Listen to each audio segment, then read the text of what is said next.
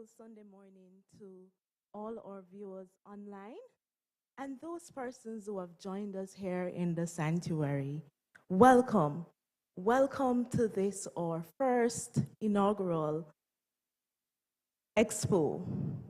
It's entitled Financial Empowerment Expo. The Andrews Memorial S.D.A. Church and the Plan Giving and Trust Services Ministry is happy that you have decided to take the time to join us. We expect that today will be mutually beneficial.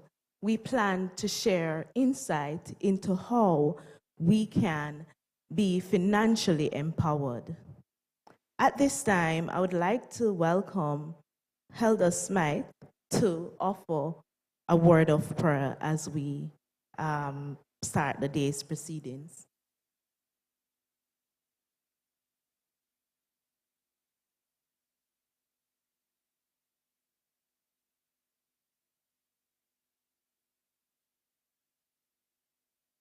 Father, we thank you for the privilege of once again calling upon your name.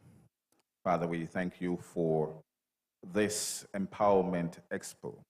We pray, O God, that the participants, those who will access the services, and the wider community of the Andrews Memorial Seventh-day Adventist Church will be blessed because of it. Father, we thank you for the knowledge and the information that will be shared. And we pray that your people will no longer group for knowledge, but that they will have access to it and that they will use it to improve and to enhance their life. This is your plan for humanity, that we will have knowledge and that will grow because of it. And so we ask that you will just take full control now, and that everything that will be done here today will bring glory and honor to your holy name. We ask these things in Jesus' holy name. Amen. Amen. Amen. So we will get right into the day's activities. Today is intended to be a day that will help us to zone in on our financial wellness. I know that is one of the new buzzwords. Ever since the pandemic, we have been forced to take a closer look at our finances, how we manage them, and especially with what we're seeing unfolding with the Russia-Ukraine situation, we now have less to manage. And so we're reminded that we ought to be good stewards of what the Lord has provided us with.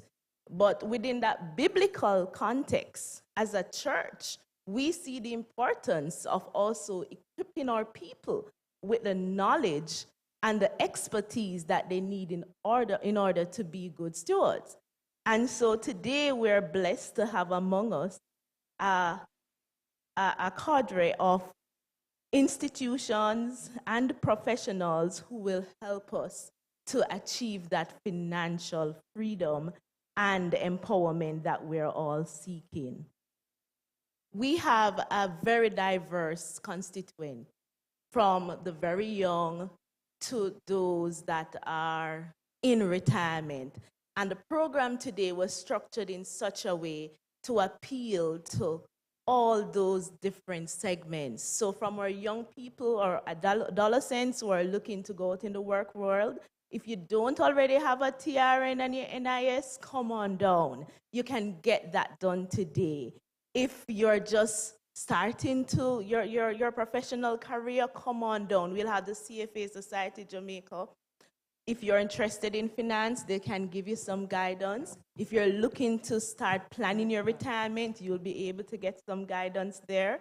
If you are in your prime and you don't already have a will in place, we want you to come on down. We want you to come and access the services that we will have available for you today. I want to, at this point, recognize all our partners who will be presenting today. And I pray that as we listen in, as we access the services, that we will we will feel empowered and we can share this information with persons who may not be able to access it firsthand. So at this time, we're going to move straight into the presentations, and I'm going to invite Sister Cecile Cooper and Sister Magdalena Cooper, two Coopers, to come and join us as they will share with us some tidbits on the stewardship ministry, which is really the bedrock. It's a foundation of why we are here today and everything that we will seek to accomplish today. So thank you, ladies.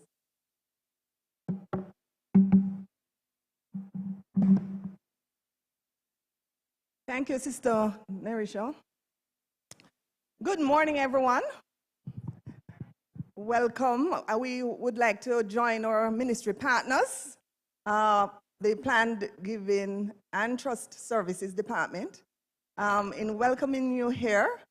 To those of you who are here in the sanctuary, I was going to say studio, and those who are listening online. All right, so we are going to do a short joint presentation to introduce you to some things. Could you advance the, well, oh, I am the one. Sorry.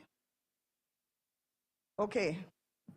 So, as we've said, we are the Stewardship Department, and we know that stewardship might be the name of the ministry, which, as you've heard from Sister Nerisha, is the bedrock and is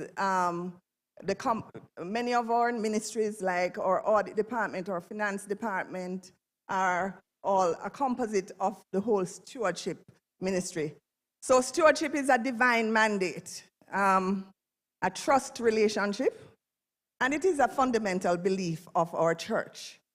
And so it is also a mindset, a choice to honor God's trust. And so it is in this context that we want to talk to you today. So stewardship is the lifestyle of one who accepts Christ's lordship, walk in partnership with God, and acts as his agent to manage his affairs. As a church, we believe that we are God's steward, entrusted by him with time and opportunities, abilities, and possessions, and the blessing of the earth and its resources.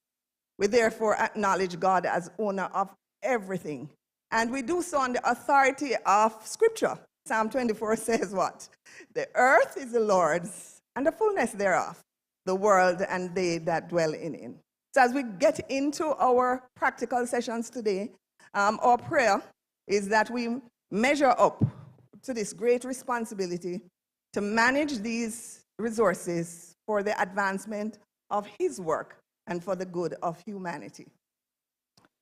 We're not only welcoming you, which I've done before, but we're also commending those who have taken the step to come and make use of this really powerful session today, Planned Giving and Trust Services. We know there are a lot of industry partners who, as Sister Nerisha has already indicated, will be giving their services, and many of the professionals from the church will also be giving the services. And so to complement these services, the Stewardship Ministries introduces now an opportunity for ongoing education with a faith factor. And you will see the stewardship, faith and finance intersecting, and you notice there's a cross in the middle, right? So the difference or the complement or the special ingredient is the whole business of faith in the context of our conversation. So whilst we value and welcome all of our partners in terms of the practical steps, we want to actually ensure that we're putting God first. And so the lesson one in a very powerful series of lessons that we'd like to invite you to look at is why money management is important to the Christian. Sister Magda will tell you more about that. And so I'm going to just skip through very quickly, because this is supposed to be a quick presentation on the principles that we see underpinning in each of the lessons. So God and his wisdom and counsel must take first place in our lives. And you see the text, Matthew 6:33. I won't go through the reading.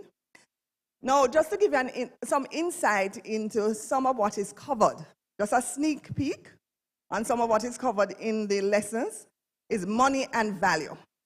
Why is money so alluring? In our society, money is equated with success and power, recognition and position, accomplishment and importance. Is that so? Am I speaking the truth, church? Yes. Lack of money is often seen as failure and weakness. Jesus, however, contrasts the competing power of money with God by saying, no one can what? Serve two masters. For either he will hate the one and love the other, or he will be loyal to the one and despise the other. You cannot serve God and mammon. So the question is, as we contemplate our financial planning and education and actions, we need to ask which way for the Christian, because it is in that context that we speak. Why all the talk about money? Is the topic really that important to God? Well, 2/3 of Jesus' parables deal with money, material possessions, or our attitude toward them. Did we catch that? No matter which phase we're in, it is interesting to note that 2/3 of Jesus' parables deal with money, material possessions, or our attitude toward them. More than 2,000 biblical references deal with money. And when we contrast that, just to give you a context, only 500 verses deal with prayer and 500 deal with faith. It therefore tells us that Jesus considers this business of money and how we deal with our possessions to be of utmost importance. So we should take our cue from the master, okay? So the questions we want to ask ourselves: what is my passion? What motivates and drives my life? And the answers to these questions reflect on two contrasting forces that shape our life and character. Putting God first makes all the difference, and it will make all the difference in our financial planning. Some key learning outcomes and takeaways is you'll learn more about the reason for financial problems and how to mitigate them. Now we're going to get practical applications here today in all your consultation sessions with the plan giving is actually hosting. How to know the state of your financial affairs. For example, how many people have a personal balance sheet? When we think about balance sheets, we think about businesses, but we, as human beings or families, need to take stock and know what is our balance sheet and how to develop and work with a spending plan. Personal budget are just a few. So just scan through the graphic on the various seminars, planning for the cycle of life. And you can see there, from the womb to the tomb, financial planning is designed to help you obtain the things you need and to enhance your enjoyment of life. Lesson 3, looking at giving.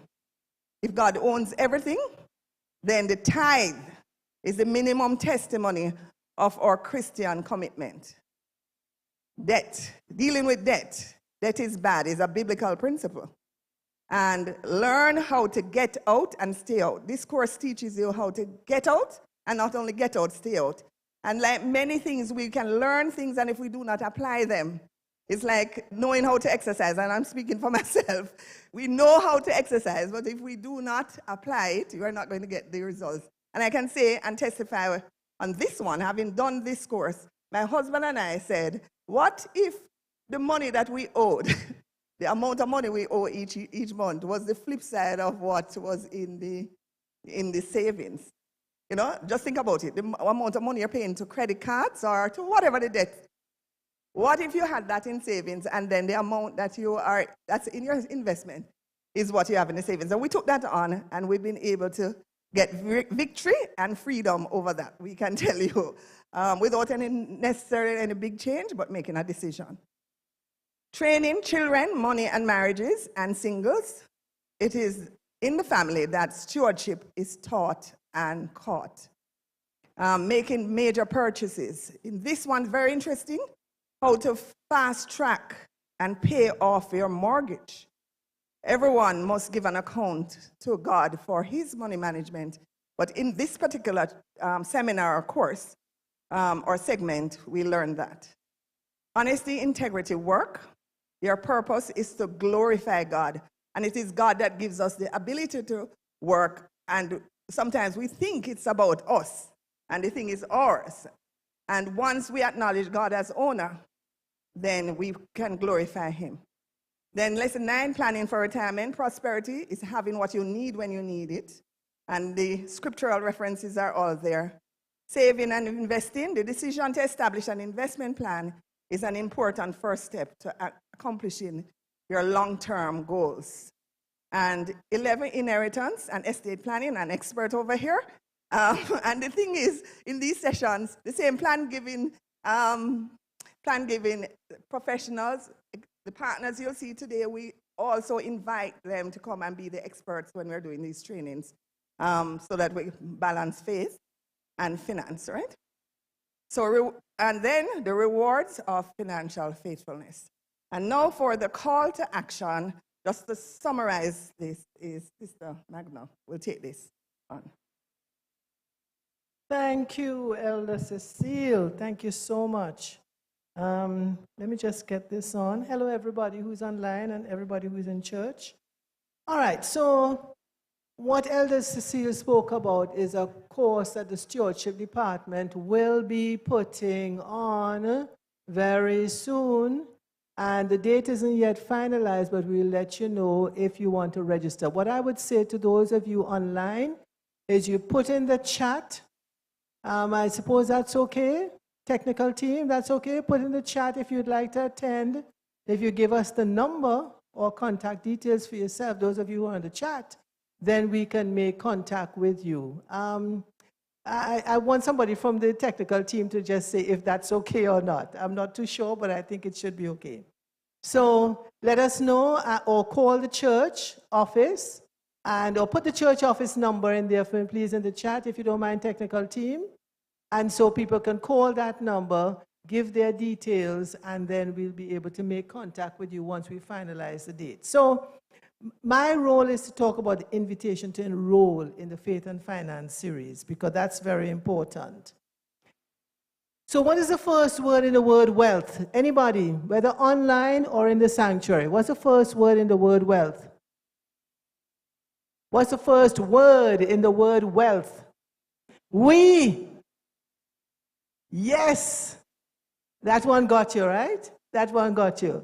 That's something which a lot of us don't recognize, that from creation, when God said, let us make man in our own image, he created Adam and then he created Eve. And when he put Eve with Adam, what did he say? What did God say? Anybody? Not those who know, those who don't know. God said, be fruitful and multiply. So you cannot create wealth on your own. Anybody who tells you that they've created wealth on your own is not telling the truth. You have to create wealth with others, with your family, with your work, with your community. That's how you create wealth.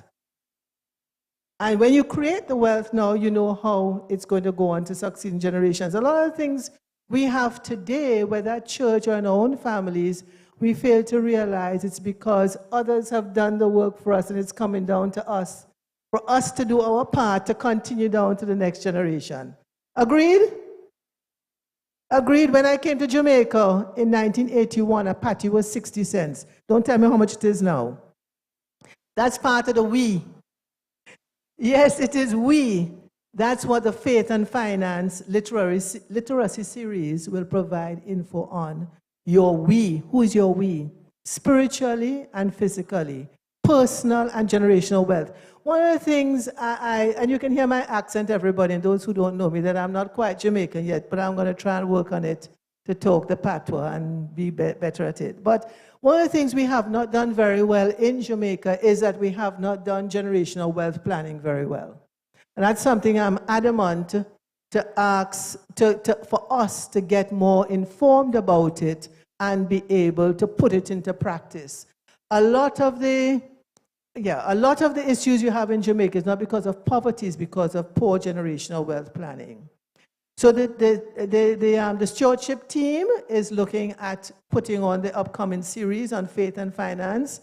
We have a booth outside where you can go and register, and we're going to ask you to register ASAP. There are 12 topics, which Elder Cecile already went through that, but I'm just going to go through it quickly again. The first topic is why money management is important for the Christian. This topic sets the tone and foundation for establishing your faith and finance principles and building spiritual and financial and personal and generational wealth. So it's not one-sided. When you're talking about we, you cannot say me. You have to say we, and you have to know who the we is, yeah? So the other topics, I'm just going to go through them again briefly so that you can know what you're signing up for again. Financial planning for the cycle of life. Life is a funny thing. When you're young, you're not going to get old, right? And then one day you wake up and somebody tells you you're old. So cycle of life, giving, tithe, offerings, helping others, dealing with debt, getting out and staying out of debt. And Sister Cecile made a very good point about that, what she and her husband has done. Making a budget, counting the cost, training children, money and marriage, money and singles, major purchases, housing, automobiles. I'm so glad that the NHT is here because a lot of parents don't recognize that both NHT and NIS contributions start at age 18. Thank you. A lot of people are not aware about that. And what happened is they prefer to look at the children going through university and recognizing that they're missing out on that opportunity to save for owning their own home. So it's very important that we understand that aspect of starting at age 18. Honesty, integrity, and work is part of building your personal character. Planning for retirement. Anybody who knows me, that's my favorite subject. I like to talk about it. I find it a very interesting area because when you're young, you're not getting old, and then one day you wake up, you're old. Savings and investments, inheritance and estate planning, the rewards of financial faithfulness. Very good topics. So go to the stewardship booth and enroll. Remember, God wants you to be fruitful and multiply in your faith and finance during your earthly life's journey to eternal life. You know, when I look back and I see the amount of people who have known, especially during the pandemic, who has passed on, and you say to yourself, oh, Magda, your turn will come one day. Earthly life's journey to eternal life. When you look at it that way, it makes a lot of sense until the Lord returns. Thank you for your kind attention. See you at the stewardship booth. Thank you.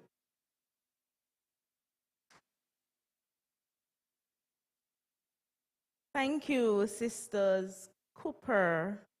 Well, should I say Sister Magna and Sister Cecile? That's easier. Yeah, quite interesting. I did not realize that 2/3 of Jesus' parables focused on money, possession, or the use of it. That's quite interesting. And that shows us how important this whole business of being a steward and putting God first. Thank you again for setting the foundation. I want to, at this time, just remind us. I know it's Sunday. I know after Sabbath yesterday, we're home doing the housekeeping, getting stuff ready for the week. But come on down to Andrews. We have our team of attorneys on hand, the professionals from the Sagicor, COK. We have Wills and Tomorrow. We have Cuma Mutual, Cuma Caribbean, Travel Marketing, a host of service providers here to assist you to chart your course to financial wellness. At this time, I would like to invite the Chief Steward of the COK Sodality, or Ambassador Asambe, to join us to give her presentation and share with the church how COK can assist in achieving that financial empowerment that we all seek. Over to you, Ambassador. Thank you very much. Just to say, I'm not actually the chief steward anymore. I am retired, but I'm a consultant with COK, and I do these kinds of things. They call me when they want me to speak, whether it is in front of an audience or whether it is on the radio or wherever. So that's me. My name is Alun Dombe Asamba, and yes, I've had a long relationship with COK Sodality Credit Union. And I want to say this. Good morning, everybody. Those who are here and those who are watching on your television, through YouTube or wherever it is, your computer, your phones, wherever. It is wonderful what has happened in the last 2 years. We've gone through the pandemic, but it has allowed us to learn how to use the technology so that we can do all these things without having a huge group of persons in front of us, but probably a larger group out there watching us. Do I have a clicker? I want to just say that we heard talk about we. I want to invite all of you who are listening to me to allow COK Sodality Credit Union to be your we, to be your partner. And I'm going to be talking about that today, what we can do for you. I'm supposed to be, I'm supposed to be here talking about managing your finances and talking generally about how you can manage your finances. And then as I speak, I will speak specifically about how COK can help you to do this. And you all know that although we have the technology, I carry my paper because sometimes the technology fails us, but I'm going to try and use it more than I use the paper. So in managing one's finances, there are 5 broad areas that we would need to look at. And the first one is your earning, which is called your income. How much money you take in through your income, through what it is that you do to earn an income. And the second thing is savings, putting aside something. Do not spend every dollar that you earn. And the third thing is about budgeting. How do you make a plan that will include what you earn and what you spend? We know that there are a lot of people who try to spend more than what they earn. And because of that, many of them cannot sleep at night. And I think that this program that Andrews Memorial Seventh-day Adventist Church has put on is excellent, because a lot of people really, if you ask them how much you earn and how much you spend out of it, they can't tell you. And so budgeting is important, what you take in and what you spend. And then 2 other issues. How you borrow smartly so as not to put yourself in too much debt. We heard earlier on about managing the debt and making sure that your debt and what you have to pay on a monthly basis to pay down the debt is going to be included in your budget and will not cause you to have to be paying out more than you earn. And the other thing that we need to include in the planning essentials is being a smart customer.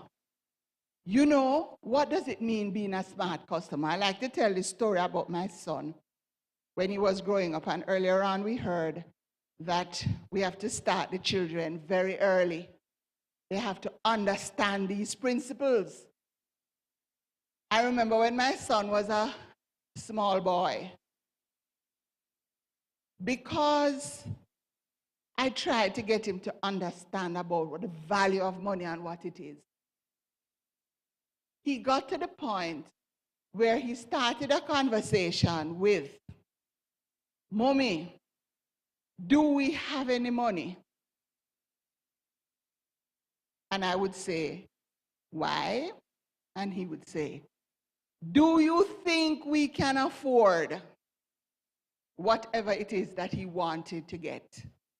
And I must tell you honestly, there were times when I could say yes, but most of the times I said no, after I heard what it is that he wanted, because he needed to learn how to be a smart customer. If you're watching TV, oh, you see all those ads for the fast food. Other than the lack of health benefits, there are just not being smart as a customer. Sometimes I pass some of these, and I'm not talking against the fast food people. I'm just talking about being a smart customer. Sometimes I pass some of these fast food places and I see the lines. And I said to myself, sometimes people stand up in those lines, either stand up or they're in their cars. And they could go home and cook the food and it probably would taste better. But anyway, we need our children to understand that is not everything that they ask for, they are to get. So, the next thing I want to talk about now is savings. Oh, I've moved this thing too far. Aha. Income and ways to earn an income. How do you get your money? How do you get your money? You get your money through your salary. Many people get their money through remittances, meaning they have family abroad who send money to them. I know I'm in the sanctuary and I shouldn't talk about gambling, but unfortunately, we know that there are lots of people in Jamaica now who get their money through gambling. I would never be the person to stand here and tell you that that is a good way, because gambling is not a sure thing. We also get money through allowances or gifts, or we make investments and we get a return on the investment. You can invest in COK, for example. We have various products. We have fixed deposits. We have deferred shares. We have various savings products that will give you a return on that savings. You can get or earn an income through gifts or legacies. Later on, you're going to hear the lawyers talk about making a will and how you can protect your family and increase wealth generation in your family by ensuring that you have a will. Or you can earn your income through doing your own business, entrepreneurship. And one of the things that I've discovered is that many Jamaicans, even if they are employed somewhere, they're doing something on the side to earn additional income. Nothing is wrong with that. Organize yourself that you are not giving your employer less than they should get, but you are able because you are doing something, either because you have a hobby. Like I know people who have a hobby of baking and they bake cakes and sell. I know people who are very good cooks and they cook and provide lunch for people. So we are a set of entrepreneurs, Jamaicans. And so this is another way of earning your income. And now, having earned the income, you need to save. You need to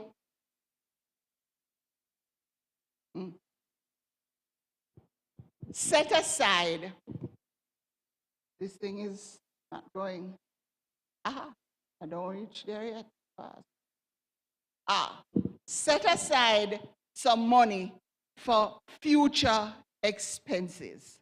Saving, putting money aside to improve your purchasing power, to put down some money for a rainy day.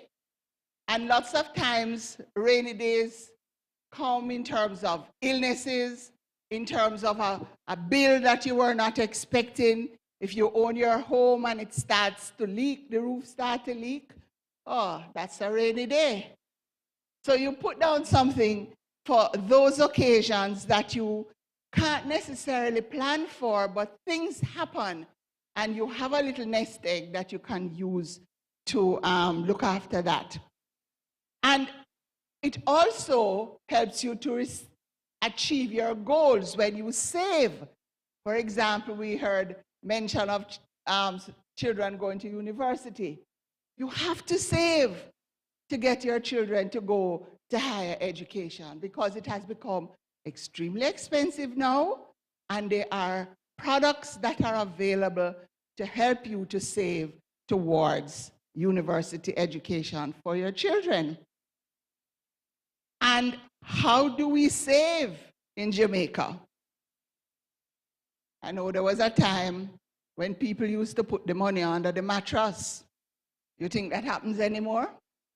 Unfortunately, I know I live in rural Jamaica, and I know that that is happening because some of our financial institutions have closed down many of their offices in rural Jamaica. And so people have to find a way of putting aside their money. Sometimes they put it in the mattress or somewhere else, or they put it in a jar, a cookie jar, or they put it in a lock box. Or if you have children, you encourage them to save, put down some money in a piggy bank. But I'd like to say, I would suggest that just putting down the money is not a good way to save. Just putting it down, it means all you get is what you put down. But when you put down money in a place like COK now, then you will get something on it, get a little interest on it. We have a program, for example, for children, which we call COK Cares. And it's the acronym for Children Are Really Enthusiastic Savers. And we need to start them from then, when they are children. So we have youth accounts. We have for basic school, primary school, and we have for the older children, which we call SMART. No, am I telling the right thing? We have one for the older children. We also have, in Jamaica, many people throw partners. We have a partner plan at COK. The difference between the COK partner plan and the community partner plan is that COK, who is the banker, does not take a hand. Any of you who show partner, 10 people in the partner, and you put let's just say $1,000 a hand, when you get your hand, you only get $9,000 because the banker takes a hand. At COK, we don't take a hand. And we also give you interest on what you have paid. So I'm suggesting that you join the COK partner plan. And of course, you can save in some of the other areas that I spoke about, which is fixed deposit, term deposits, those kinds of deposits that will give you interest on what you have saved. So essentially what I'm saying is that you put something aside for later years and reduce your dependency on family and friends to take care of you. And how do we help this at COK? Oh, well, I don't know what's happening here, but we can help you by setting up a salary deduction from your salary.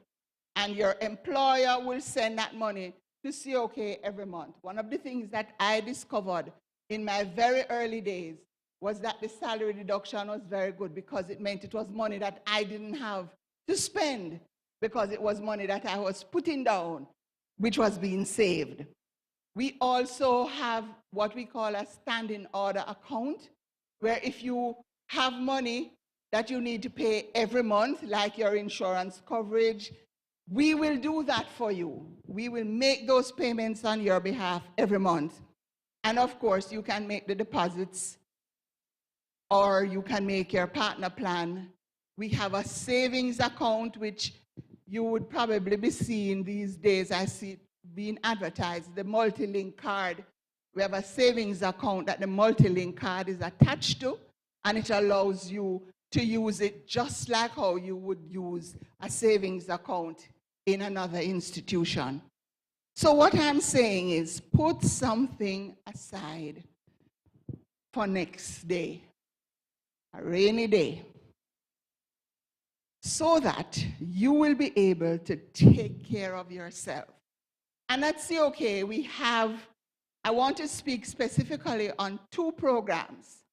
We have a pension scheme, a retirement scheme for persons who are not working in a place where they can join a retirement scheme.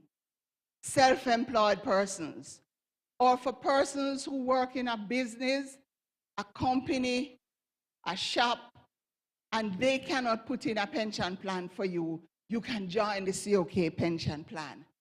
And I also have to talk about the FIP, the Family Indemnity Plan. I'm not going to go into that in too detail because I hear that CUNA Caribbean is going to come and make a presentation, and I know that they're going to talk about the FIP.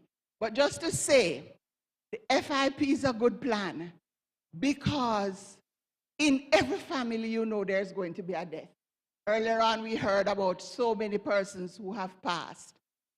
And if I should use my own experience, my father passed and my mother passed, and we had FIP for them, and we didn't have to go into our pocket much to cover the expenses. In fact, we only went into our pocket to pay for the cost of food because everything else was covered under the amount that we had. And under this plan, there are about 7 different levels, and you can choose the one that is good for you. So I mentioned before about the budget, which is made up of the income on one side and the expenditure on the other side. And this budget helps you to manage your finances as you take care of your needs and your wants. I'm having a bad time with this, so I'll just hope. Yeah, I'm going forward and it's going backward. So in Jamaica, we talk about borrowing. I want to talk about borrowing. Did I see somebody putting up something to say my time was going? Can't see it from here, my love. I only know you were there. I'm going to go faster. We talk about borrowing, but in the financial world, we talk about credit, getting credit. And I want to just say this. In Jamaica, we didn't have credit reporting until just recently. And what the credit reporting facilities that we now have does is that if you have borrowed from somewhere else and you didn't pay your loan, the new person who you go to borrow is going to know and will probably not lend you the money. So it's very important that with the credit rating, you know, those people who go abroad know about credit risk. What is your credit risk? I want to just say that is something that I hope will be explored in greater detail during the workshops that you are going to have. Now, when you borrow, that is the amount you borrow is called the principal, and what you pay back, which is the promise that you make in exchange for getting that money to borrow is called the interest. And the biggest cost of the borrowing is the interest rates. And you know all the various places that we can get credit.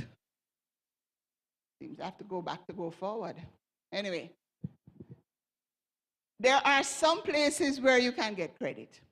You can get credit from the banks, the same day money lenders, but I want to warn you against that. Their interest rate is extremely high. In fact, the credit unions came about in Jamaica because of a situation where users were charging exorbitant interest rates. And the credit union came about in order to prevent that from occurring. You can also get credit from furniture stores. And really, the furniture stores are credit institutions. If you are going to buy something from a furniture store, it is better you go to the credit union and borrow the money from the credit union and pay back the interest rate and principal to the credit union rather than pay the monthly payment to the furniture store. In fact, I hope that you can go into more detail with that because you pay for that piece of furniture about 3 times more than what it actually cost.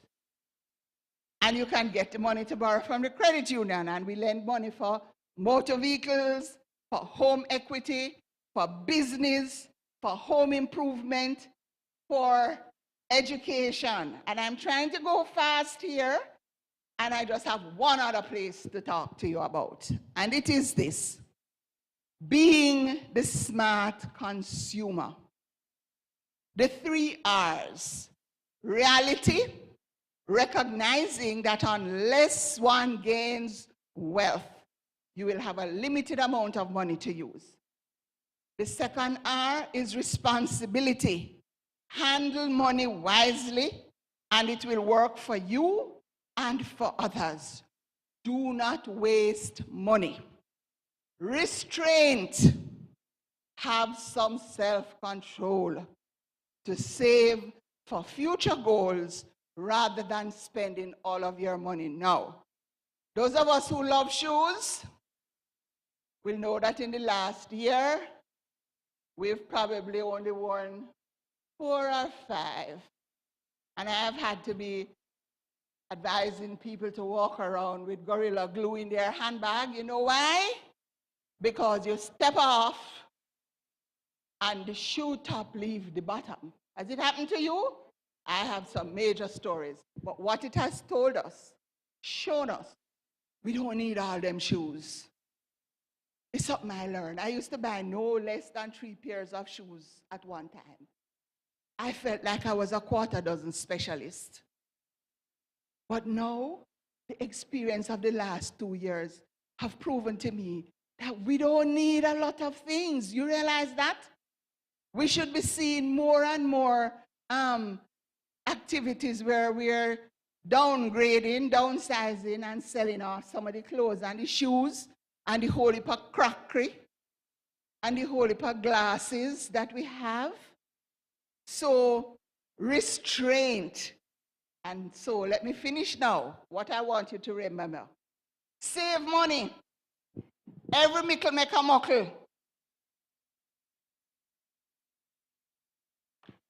Make good purchasing decisions. Don't buy on impulse. Examine the terms and conditions when you are buying things. Take care of your needs before your wants. You remember when I told you the story about my son and he said, "Do you think we can afford?" If it was a need, I would take care of it.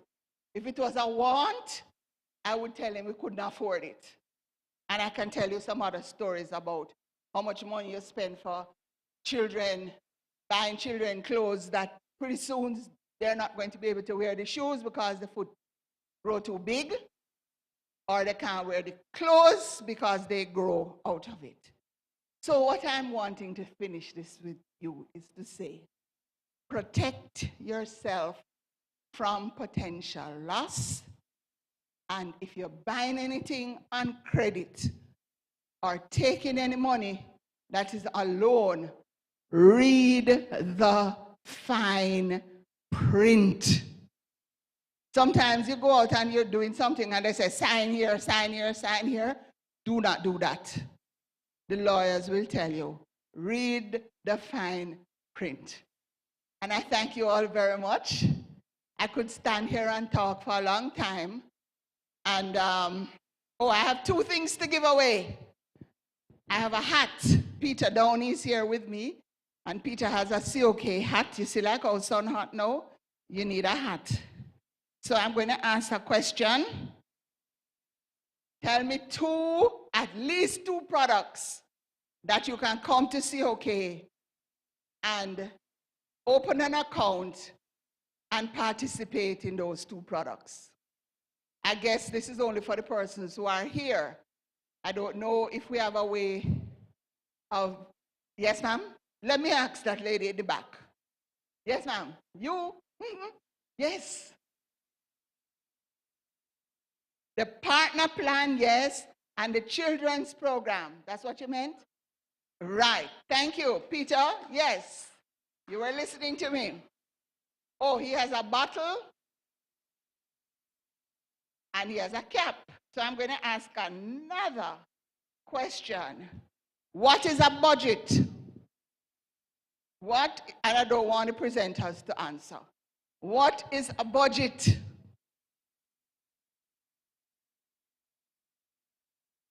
Somebody in the back, yes? What is a budget?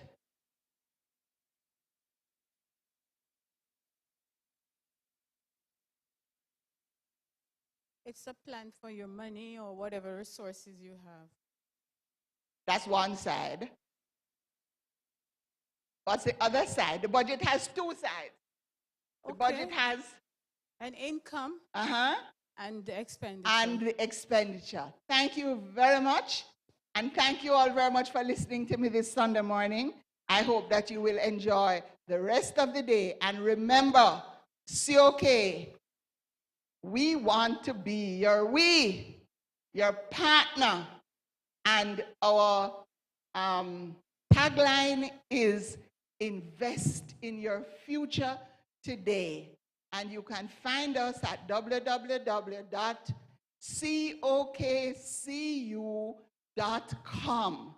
And we are on all the social media platforms. So thank you very much. Thank you very much, Ambassador, for that presentation. Indeed, you spent the time to remind us of some very foundational principles around how we manage our finances, and we're grateful. I'm sure for our visitors online, for our viewers online, should you want to speak to any one of the team members from COK, come on down. They're here. They can provide answers to all your questions. At this time, I want to remind us that we have here with us on the Andrews Memorial Seventh-day Adventist Church compound a number of service providers, and we want you to take advantage of these services today. We have our team of legal experts. We have with us the DBJ, Sagicor Life. If you want to speed track your retirement planning, today is the day to do so. So come on down, join us, and let us help you realize your financial empowerment. At this time, we are inviting or welcoming Janelle Ray Bowie. Janelle is a representative from the CFA Society Jamaica, and she will be providing us with some independent financial, I wouldn't call it advice, but financial empowerment tips, tips around financial literacy. I know many of us, we want to ensure that whatever information that is being imparted is being done so in a very unbiased way. And the CFA Society Jamaica is very equipped to do so. So I will invite Janelle to take us through the next segment. Okay, good morning, everyone. Okay, you've been sitting for a while. Can we just stand up for a little bit and turn around and shake out our legs and then sit back down so we can have a good presentation? If you want to spin around, you can spin around. If you want to raise your hands in the air, you can. And stretch a little bit. Perfect.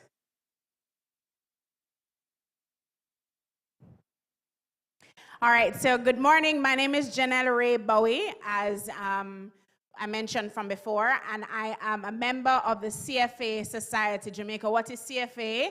It's a Chartered Financial Analyst Society. So we're not selling you anything today, but we're giving you some advice as to how you can be financially well, especially given what's happening now in Jamaica, COVID, everything, the place is getting crazy. And we just want to talk to you, give you a quick presentation. Now, because a lot of you have on masks, you see, for you to respond to me, if you need to open up your eyes a little brighter, if you need to shake your hands, I need to see your responses, you hear? So what I'm going to do, I'm going to take you through a presentation. If you need to ask any questions after, feel free, but hopefully I'm clear enough. All right, so the presentation is about leveraging financial literacy and financial wellness. So we talk about being physically well at church, we talk about being spiritually well, but we need to talk about being financially well. What does that mean? So financial literacy. So what does it mean to be financially literate? So basically, if I'm literate, I can read and write, right? That's basically. But for me to be financially literate, it's how I'm able to understand and use financial skills to deal with my personal financial management, budgeting, and investment, right? So financially well, what does it mean to be financially well? So we know physically well might mean that you have a height of this and a body mass index of this and weight of this. But financially well means you're in a state where you can fully meet your current and future obligations. So what you want to service now, if you have a car loan, if you have a mortgage, if you have school fees to pay for the kids, but also being able to achieve your future financial obligations. So if it means you want to buy a house, if it means you want to raise a family, but you want to feel secure. So financially well doesn't mean that you're choked with finances.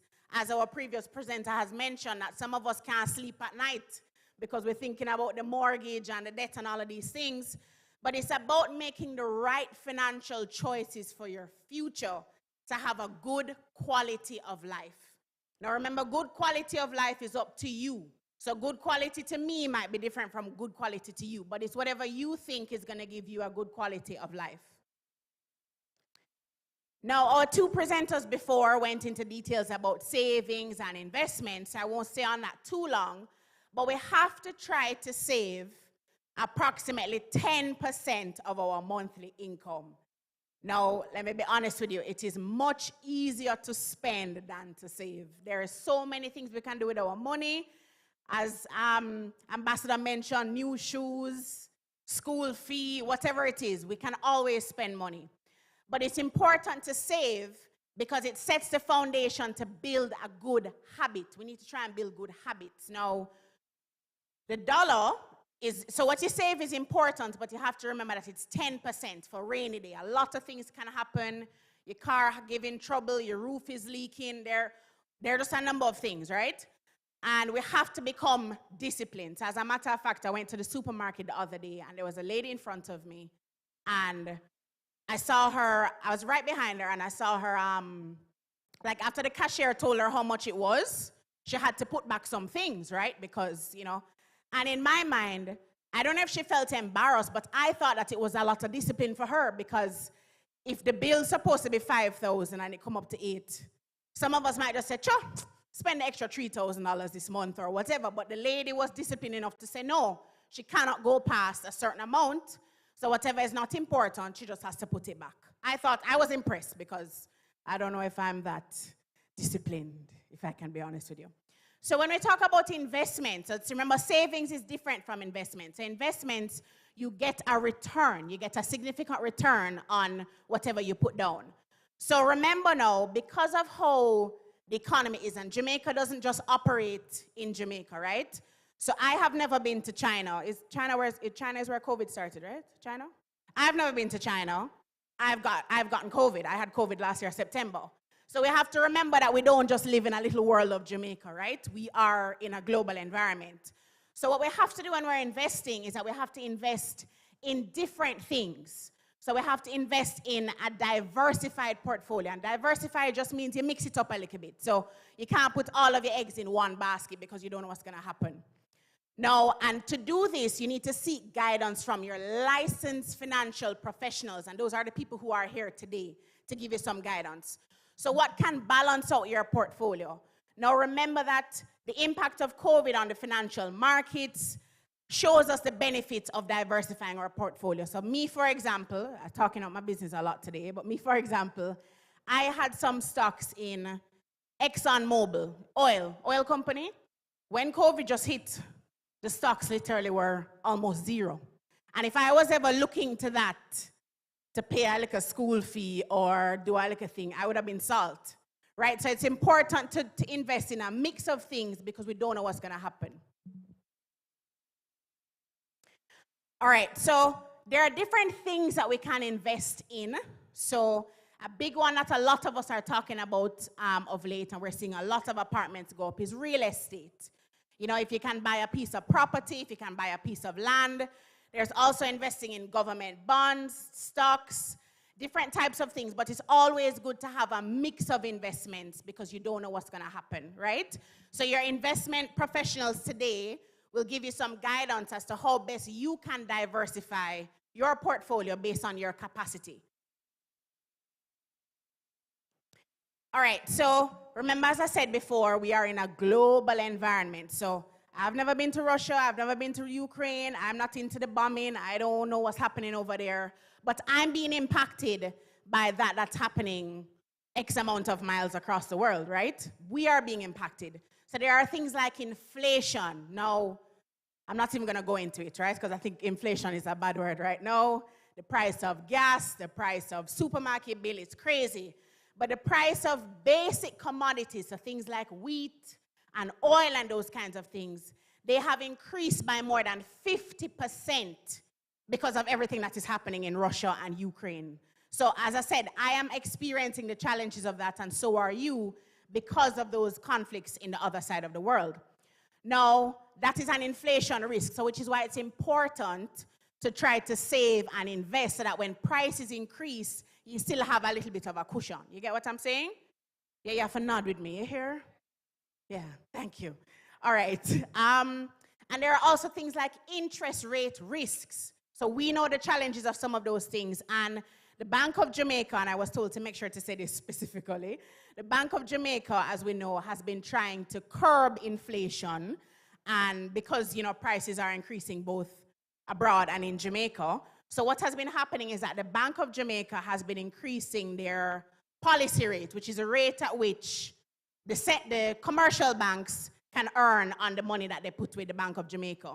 So what they're trying to do is that they're trying to limit the amount of money that is available for goods and services in the economy so that these people will realize, hey, we can't go increase the price, you know, because our customers just don't have the money. They're just not able to. So hopefully it's supposed to encourage. I know we're seeing now a lot of discounts and 2-for-1 and those kinds of things that are happening because we really have to try and find a way to work with these issues. Now, as I mentioned before, some of the impacts of the Russia-Ukraine conflict, I mentioned a thing about commodity prices. So there is something called potassium chloride. I don't know if you guys are seeing the slide, but the highest bar on that graph there is showing that potassium chloride has increased by 150%, the price. You know what potassium chloride is used to make? Fertilizer. What do we need fertilizer for? Produce goods, for what do you call it? Yeah, man. What do you call those things? Food, agricultural products, fertilizer. So if the price of potassium chloride has increased by 150% since 2021, we see why our goods and services have been increasing. So sometimes we don't realize the connection between those raw materials that are used in terms of how that affects the price of things that we purchase at the end, if you get what I'm trying to say. Things like coal, oil, wheat, those things have increased since 2021. And that is as a result of the Russia and Ukraine conflict. Now, the reason why I had mentioned, using the diversified portfolio is because investments behave differently. And you'll see from the graph here, it's a little bit small, but we're seeing where different securities and bonds, they move, right? So because they behave differently, you have to try to get a mix of different things so that when one goes down, you're not as impacted because you probably had a little more in another investment tool. So we have to remember that getting a mix of things is important. And as I'll say, you are going to talk to a lot of financial advisors today, into the week, next week, as you try to get financially well. You need to do the research on your own. Do not let any financial person just come give you the facts and you don't go read up on it on your own. There is YouTube, there is Google. Learn for yourself because it is your money, right?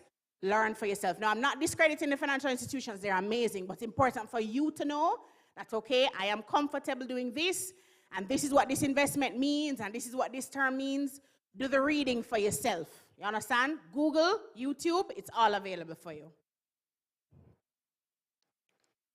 Now, when we look at the global and local economic variables, I spoke to you a little bit about interest rate before, and we're seeing where the interest rates for Jamaica is expected to increase up to at least December 2022.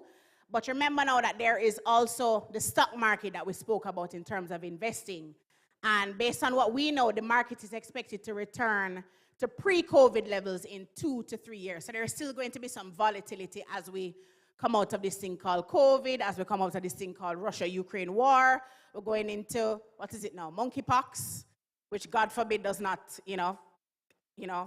have the effect that COVID did. But there are a lot of things that we need to consider that are happening in the global environment, which need to encourage us to make financial decisions that are best for ourselves, our families.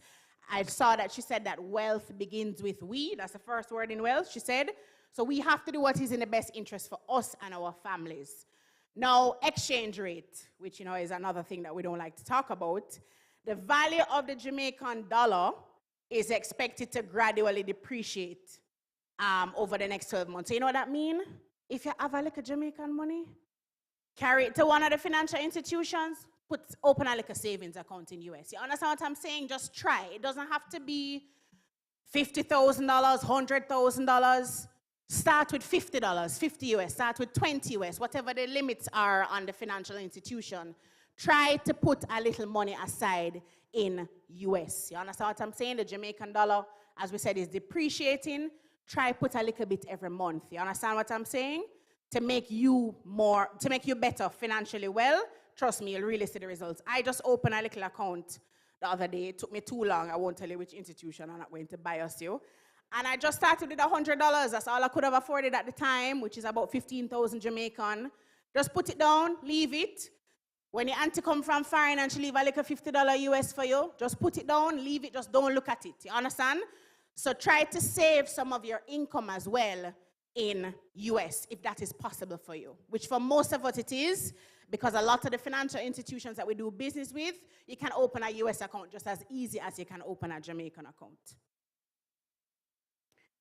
So I just kind of want to give you some quick personal financial rules or some practices. Only invest in what you understand. If you don't understand it, don't do it. Just don't. If you cannot understand it, if the advisor is using all sorts of highfalutin terms, no bother with it. You understand? Understand what you invest in. So you don't need to be a financial expert. I'm not telling you need to be a chartered financial analyst or you need to be an expert, but you should learn and understand the risk of an investment versus the reward. You should understand the costs, the rules, and the conditions of an investment before you're making them. So, for example, I know some of us would want to do a little insurance policy or an investment policy.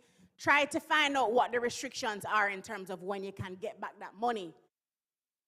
I did a investment with another company the other day, maybe about 3 years ago. And the other day I needed some funds. And I said, yeah, but I have a little money over by so and so. The lady said, no, miss, you can't access that money until 5 years' time. You understand? So you have to try to remember that you need to understand. So don't be shy to ask questions. Ask the financial advisor 10 questions if you want. If she gets frustrated with you, a fair business that. You understand? Ask as much questions as you need to. Use your debt appropriately. Now, there are many things that we can borrow for. Many things. A lot of things. And bank have everything now if you want to fix up your house. Everything. But use your debt appropriately and understand the risk. So understand, sometimes we do a little quick loan or a little quick financing, but not realizing that after you pay back that loan, you're paying back 3 times the money that you borrowed. That's not being financially well. I know sometimes we're desperate and we really need 100 grand or you really need the 50 grand, but reconsider if you're going to have to be suffering down the line. So consider your age in your life cycle is another critical matter. So remember now that my goals at 30 are not the same as your goals at 55 or 21 or 65. So remember where you are in your life cycle. I might be able to take more risks with an investment because I'm 30. Somebody might not because they're 55, so they're closer to retirement. So you have to remember, and then remember that people have kids and that kind of thing. So you have to consider where you are in your life cycle. Keep good records. So after you sign up all your loan documents and you sign up your investment documents, don't lose your files. It's the easiest thing. We just come out, we get the money in our account, we don't business with the documentation anymore. Keep your records of all of your documents. Now, the last one that I'm going to talk to you about is to pay for the expertise. As I said, if you really need the help, pay for it. It is worth it. It is worth going to a financial institution and paying to get the help that you need in order for you to become financially well. So there are people with the right credentials, people who are experts. Pay them for the expertise if you need to, because it will be worth it in the end. Slide not changing. All right, so as I said, pay for the expertise if you need to. It is worth it. You need to do the research on your own as well in order for you to understand. And I will just say, you're going to have a lot of people talking to you today. Go home and digest the information. Read up what you need to read up on. Don't feel forced to sign anything right now. If you can, no problem. But read up, get the knowledge that you need to get before you decide to do the different products with the different financial institutions. And after all of that, I am basically finished. It feels a little anticlimactic. I thought I had one more slide, But I'm basically finished. But what I'm going to encourage you to do, this is still not changing. So the CFA Society in Jamaica is a good society to learn about. It's also a great profession, I must say. We have some CFAs in the house, but you can follow us on LinkedIn, Facebook, and Twitter, and we have a website, and it's all on the screen right now. The Facebook is CFA Society JA, the Twitter is CFA Jamaica, and the website is www.cfasociety.org/Jamaica. So if you need any more information on the program, if you want to become a financial analyst to help people to make better financial decisions, that would be great. It is literally the gold standard of financial professions. It's literally a globally recognized, it's not like a Jamaica thing, everything global. So it is a gold standard for the investment professions, and I encourage you, if you want more information, follow our page. You can reach out to any of us, and we'll be able to give you some further assistance. Thank you. Thank you so much, Janelle. That was very seamless, and you broke down the complex stuff, things that some of us would struggle to present to an audience like this, such that every single person could understand. But I want us to take away from Janelle's presentation, only invest in what you understand. When a rep comes to you and present you with an investment product, if they're not able to utilize simple language to explain that product to you, it means that they probably don't understand that investment well enough. And that means that you should not be investing in it. So I want to thank my colleagues from the CFA Society Jamaica for joining us today. I do hope that you found the information informative. If should you want to speak with any of them, I now invite you again to come on down. We have representatives from the NHF, National Health Fund, the NIS, the NHT. For those of us who are looking to own our first home, today is the day to get started. Not tomorrow, today. Let's get it done. Take the action now. At this time, I want to invite our next service provider. Well, she's a member from our legal team, Sister, Georgette Harrison. Okay. Repeat. Speak in the mic for me. Housing Trust. Okay, so we're not going to take our legal team at this point. I'm being told that we will be taking the National Housing Trust. So I'll just hand over to her and she will just take us through the various steps that we would need to take if it is that we're interested in owning our own home. Thank you, thank you. My name is Kamisha Smith, and I'm a Marketing and Sales Officer with the National Housing Trust. And it's my pleasure to be here today to talk about your home ownership goals. If you are not yet a homeowner, we certainly have a suite of products for you. If you are a homeowner, then of course we can also assist you. And if you are thinking about assisting someone else to own a home, I'm going to tell you all that needs to be done. So today we're going to be talking about that roadmap to home ownership. It is indeed a big deal. And we know that the Bible says that the man who leaves an inheritance for his children is a good man, right? Or woman, all right? So owning a home is going to take a lot of planning, and there are some steps that I'm going to be giving you. I'm going to give you some tips as well, the expenses you must prepare for, what you need to do. It's not like buying a pair of shoes, or buying a car. It's a little bit more complicated and requires a lot more investment. And you've been hearing about, how to manage your money and budgeting and investing and all of that. And why do you want to do all of that? It's so that you can acquire wealth and that you can have the security that you need, comfort, a legacy for your children. And the NHT is just the right place to facilitate that for you. Good. All right, so we not only provide housing for our contributors, we also improve and expand the housing stock in Jamaica so that there are more affordable housing available for our contributors. So sometimes what we would do is assist other developers in the market to bring more housing solutions to each parish. And so our vision is to be ranked among the leading housing finance institutions in the world, renowned for customer service and contribution to national development.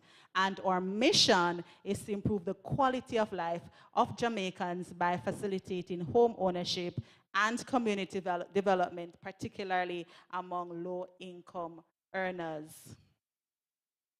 Okay. I don't think let's try one more time. Okay. Bear with me. Good. For some reason, it's going back. All right, listen to my lovely voice. Can you change it for me? Beautiful. Next slide. Thank you. Good. So we are a trust, and so the contributions that you make allows us to do all that I said before, provide housing solutions, and we are able to give you loans at a very low interest rate. And so your contributions, if you are PAYE, you'll contribute 2% of your monthly income to the NHG, while your employer will match that with 3%. And if you are self-employed, with a few exceptions, you're going to be contributing 3% of your monthly income to the NHD. For those of you who may be self-employed locally, you do your registration with the Tax Admin Jamaica, and you'll contribute to the NHE, and of course you'll be required to also make all other statutory payments. If there are persons who are overseas, they are citizens or permanent residents of another country, they too can contribute and co-apply with even someone here in Jamaica by, just stating how much they earn, and they'll do a voluntary contribution of 3%. And the registration for that person would be done at the NHD and not Tax Admin Jamaica. Good? And another thing that I want to emphasize as well, that those contributions, and notice I'm not saying tax, those contributions are placed in a savings account that bears interest for you, and there are some uses that I will just give an overview during the presentation. So this slide now summarizes all the loan offerings of the National Housing Trust: loans to buy, loans to build, and loans to improve. For loans to buy, you can identify a home on the open market that you wish to purchase. You may access up to $6.5 million. You may co-apply with someone else and access up to $13 million. And of course, the Prime Minister in his last presentation said to the public, listen, I'm going to allow 3 of you to co-apply, and I'll get into that later on. You may also choose to buy land, and we will assist you to purchase land by providing $2.5 million per contributor. Again, you can co-apply with someone else and access more funds. If you wish to buy into an NHD scheme, we have Ruth Venn, the Jewel of Kingston, just around the corner, and we did just over 100 apartments, I believe, on that tower, and there are more to come in 2024. Now, when you're buying in an NHD scheme, you get a little bit more money for our scheme solutions. You get up to $15 million. It's 100% financing up to $15 million, and there are special considerations depending on the scheme. All right, and there's also the cluster housing program. We've recently rebranded that product. It's now called Build 9. And this is where groups of persons may come together to identify land that is large enough to be subdivided. So you might, talk to your neighbors or your co-workers, your church friends, and say, hey, we're going to build our own community with its own design, flair, and flavor. You can do that. I'll go into that a little bit more. And after you have received the funds to purchase your land, we'll also give you money for construction.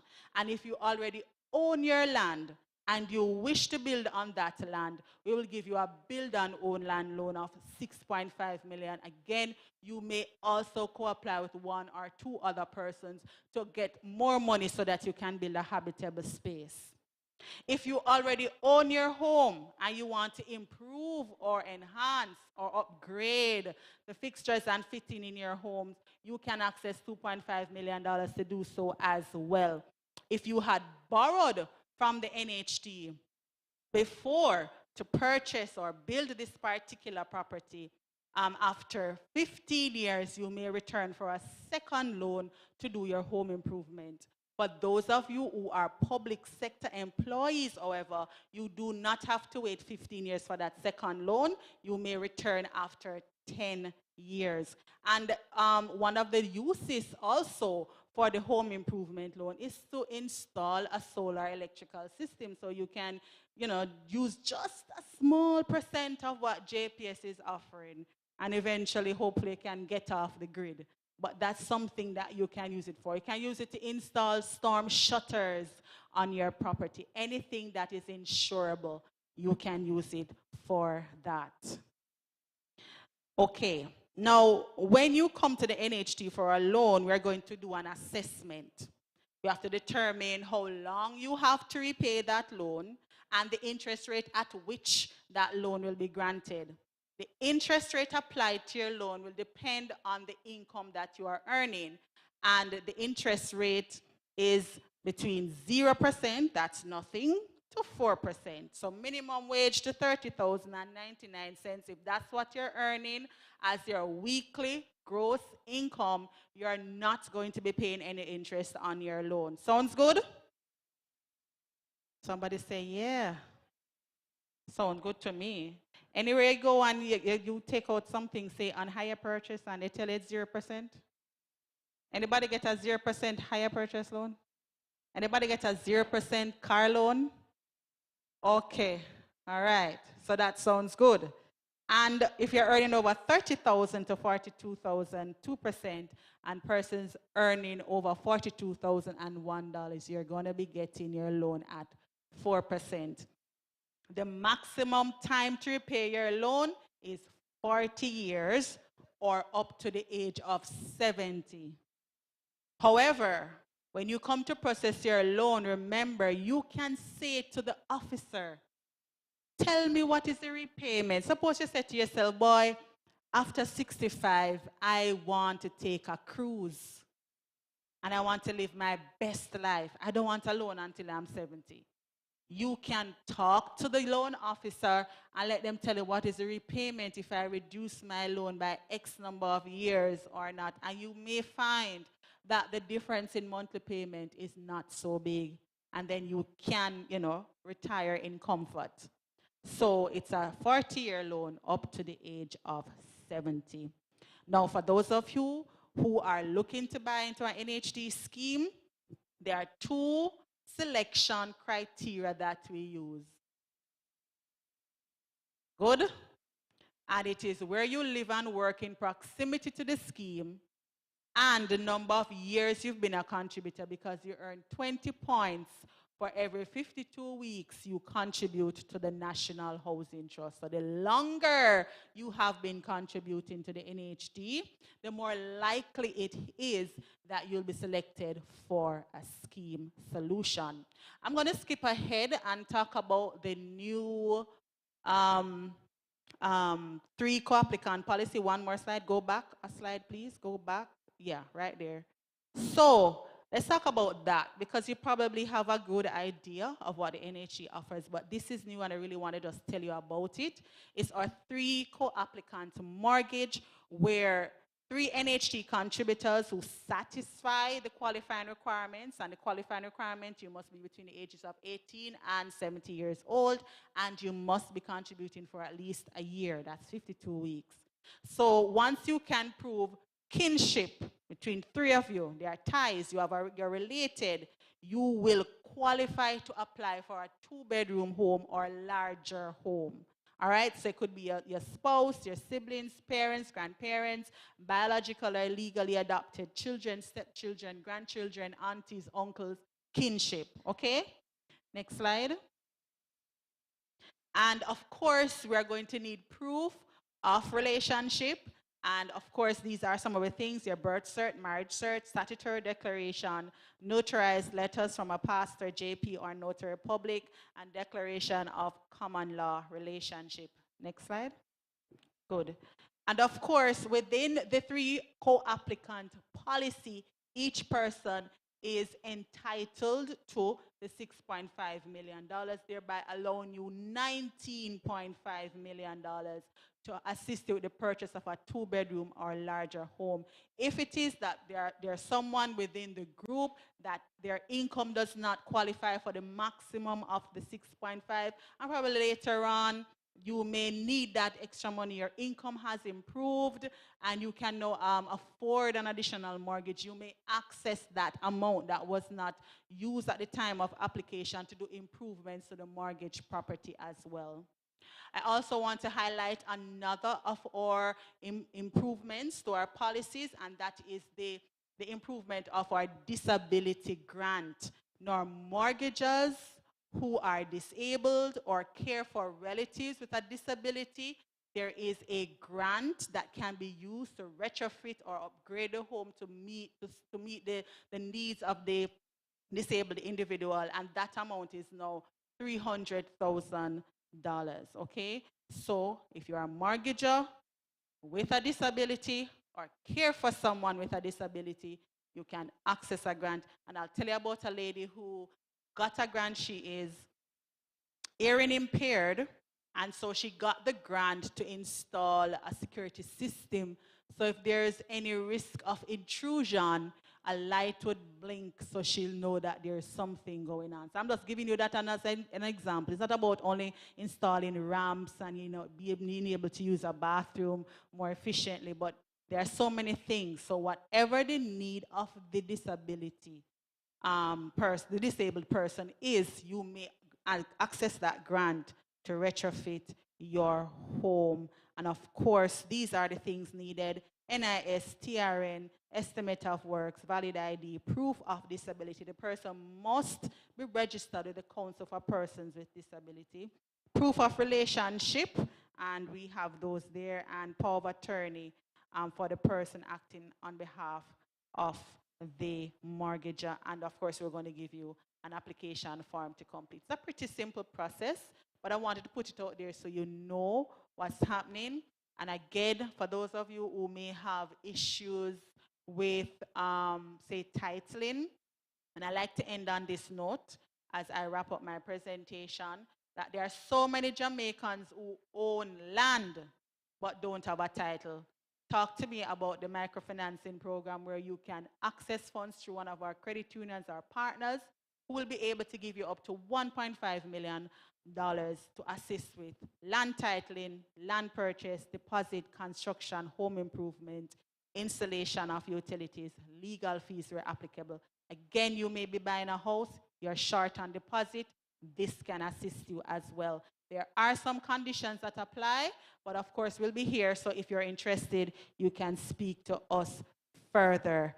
I think that about wraps it up. Thank you so much for having the National Housing Trust with you.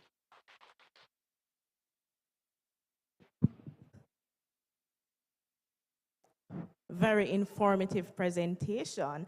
I was pleasantly surprised to hear about the solar loan. I know many of us may already own our own home, and with climate change being upon us, that's something that we should all be looking at. So please go over and see the NHT representatives so we can learn about how we can secure additional benefits for those of us who already access the benefit, and for those of us who is looking to own our first home, now is the time to do so. I want to take the time to acknowledge our viewers online. Please remember to place your questions in the chat, should you have any. And if and when you're finished with those house chores, come on down and join us. We have several themes on hand to help you navigate and empower you financially. We have, just a reminder, we have the NHT, the NIS, the NHF. We also have COK. We have members from the CFA Society Jamaica, a host of partners who are here today to help you navigate your financial planning journey. At this time, a member of our legal team will be presenting to us, and I now invite Georgette Harrison to greet us and proceed with our presentation. Thank you. Good morning. All right, so I will be basically walking you through the process of making a will. All right. Do we have a copy of the will form on this slide so we can follow? Okay. So a will basically is a document by which a testator, and the testator is the person who is making the will, right? He appoints an executor to administer his estate, and basically in that document, he or she gets to say who they want to give what they have to, how they want it to be shared in a specific way, okay? Now, all of us, especially the women in here, we have this bag at home with what we call our important papers. Can you relate? Yes. So we have that bag that has our titles for our house, or titles for our cars, the bank books, or insurance policies, you know, all of those important things. So I want to start first by asking those persons who are at home to get that bag out. And once you have opened that bag, then you're going to go through all the things you have in that bag that are assets. You're going to make a list of them.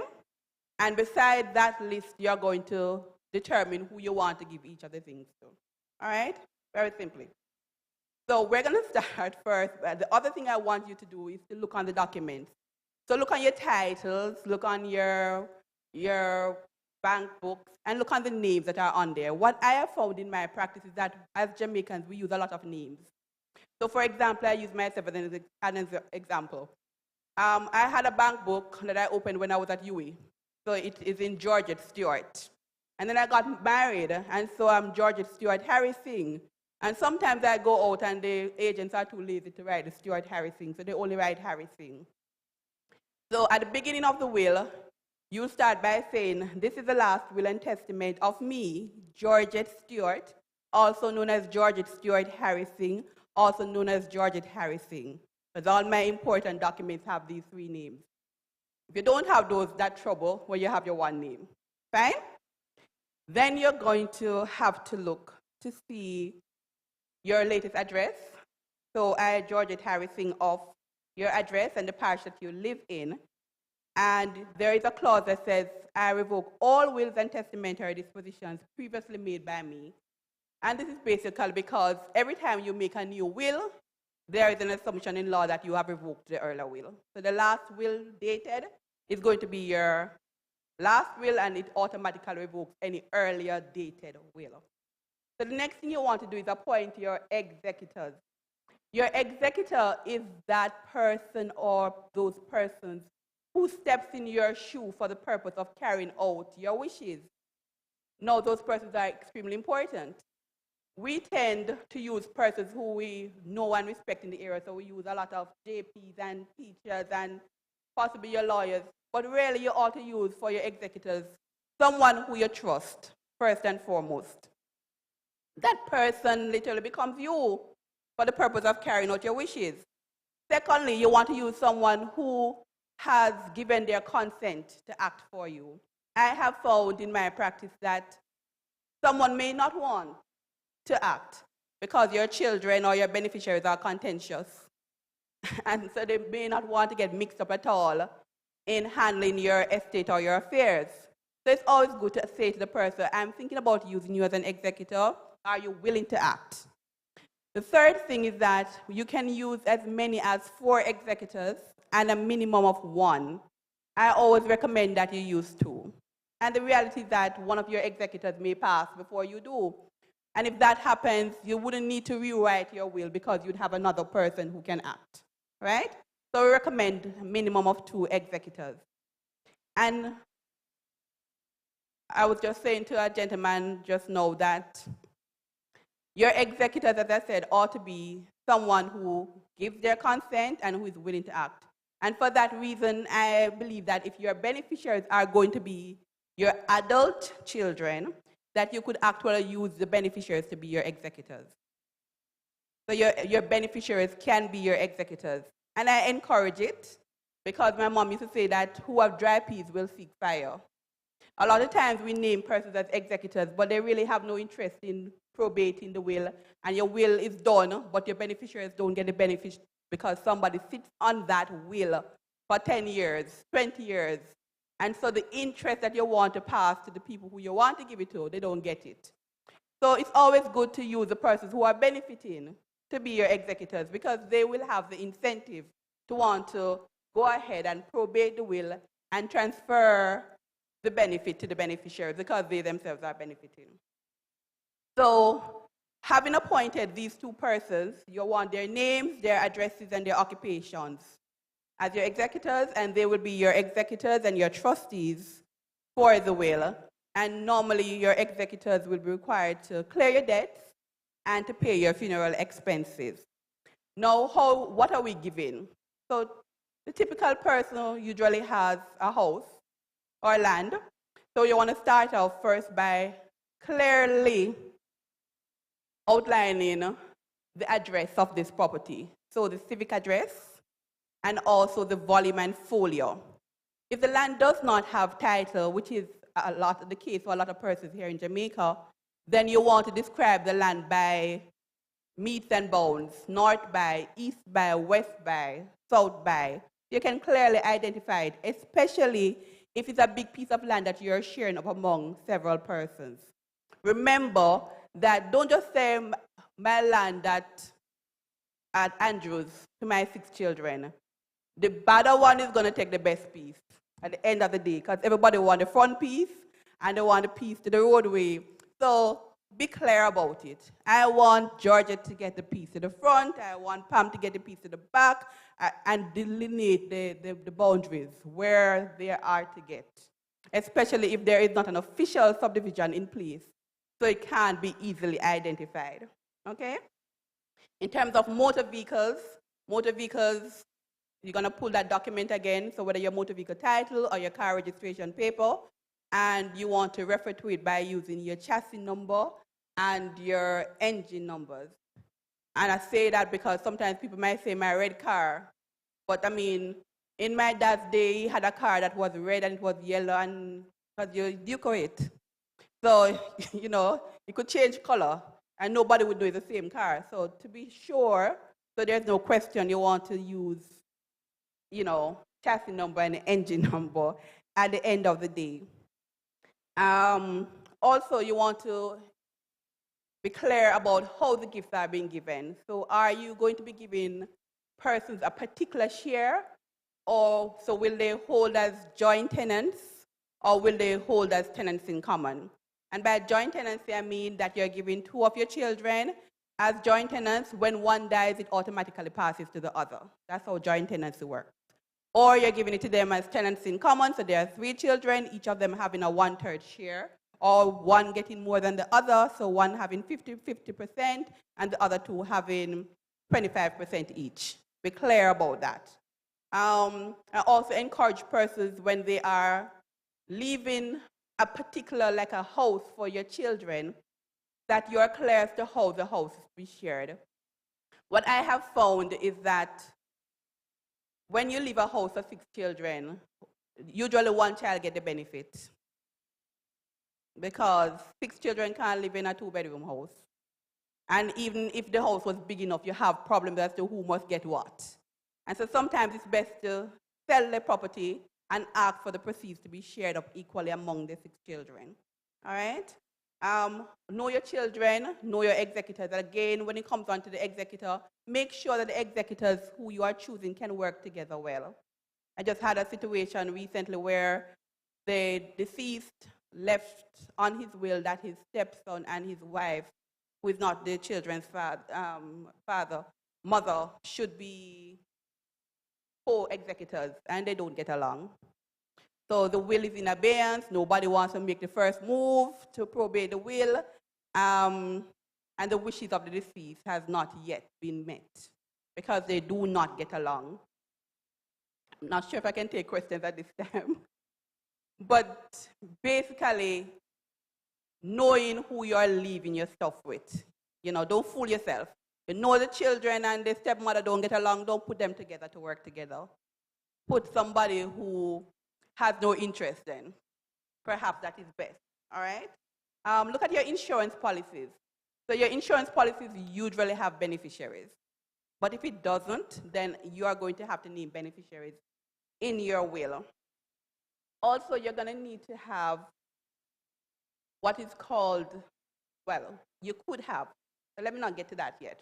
So we're at listing, I give, I bequeath. So you bequeath your car, you bequeath your house, you bequeath your money in the bank. And by the way, money in the bank, if you hold it with someone else, that money does not fall a part of your estate. So if somebody is on your account as a joint holder, when you die, that person is going to get all the money. And so it really will be up to their discretion whether they give the other children any. So if you don't want that to happen, take them out from now, leave yourself alone on the bank account, and then use your will to determine who must get what. Why do you need a will? Well, a will allows you to clearly state your intention. It allows you to choose who your personal representatives are, as in your executors.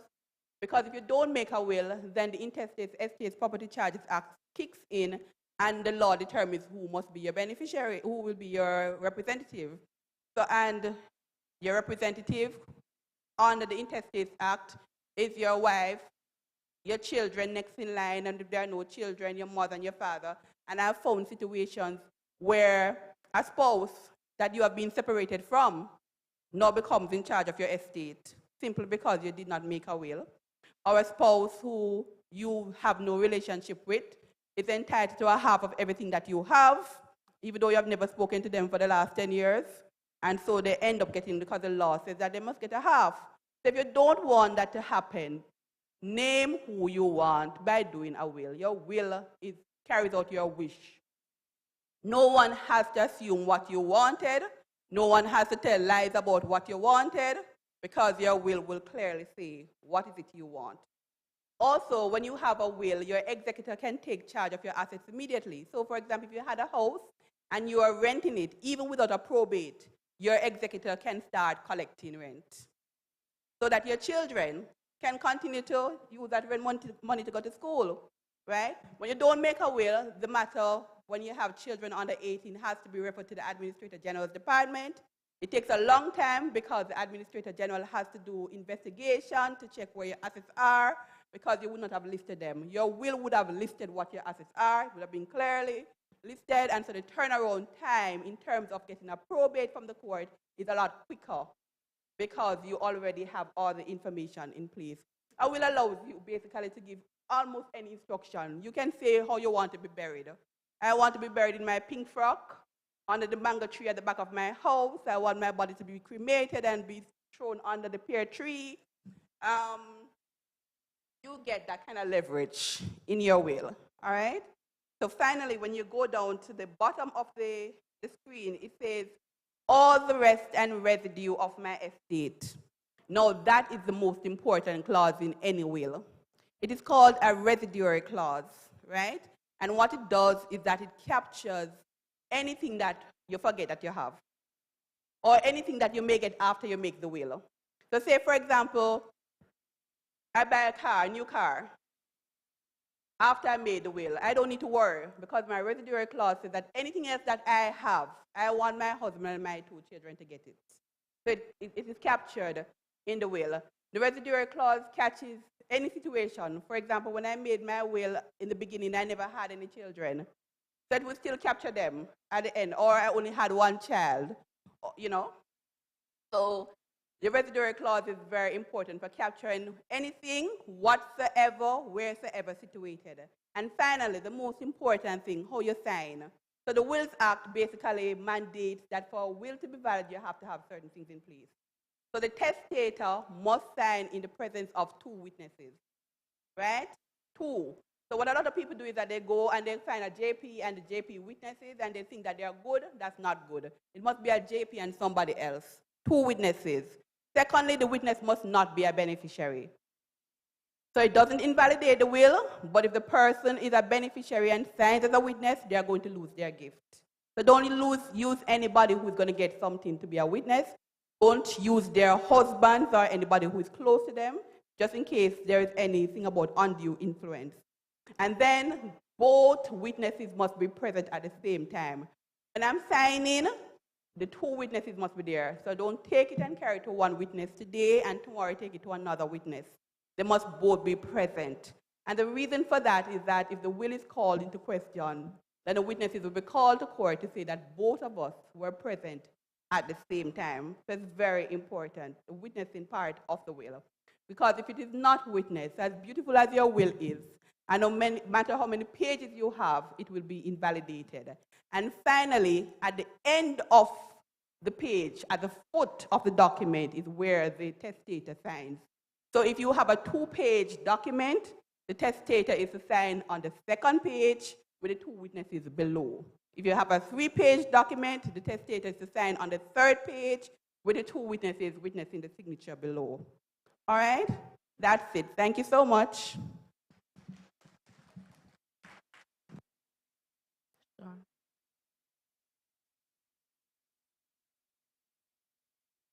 Thank you.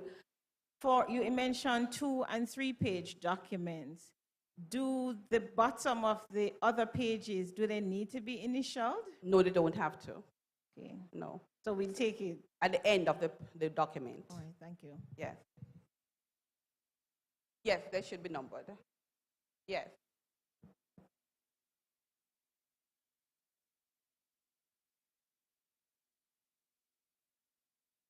Yes.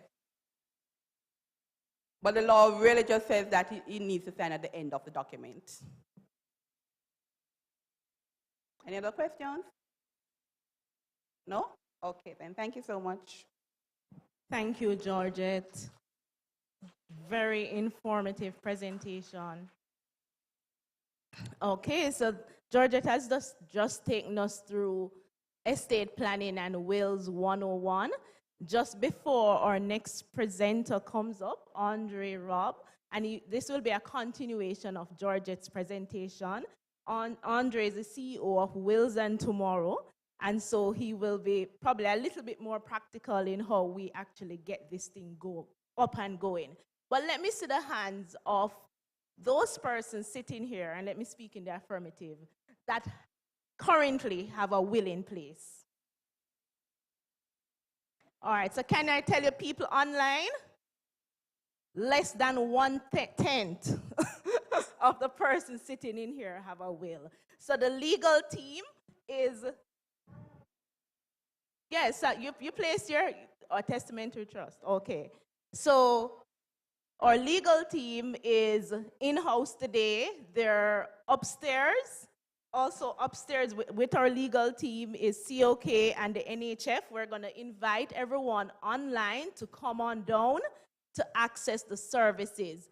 Also in the youth room, for those of us who may not know, that's to the back of the church, we have the NHF and the NIS.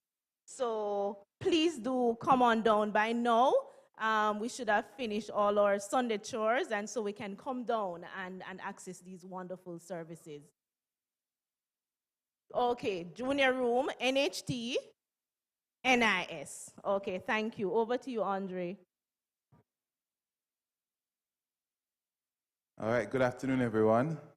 Afternoon, everyone. All right, I want to continue on the conversation that Sister Harrison Singh started about the importance of wills. So the first video I want to show you is someone sharing their thought as to why it's important to make a will.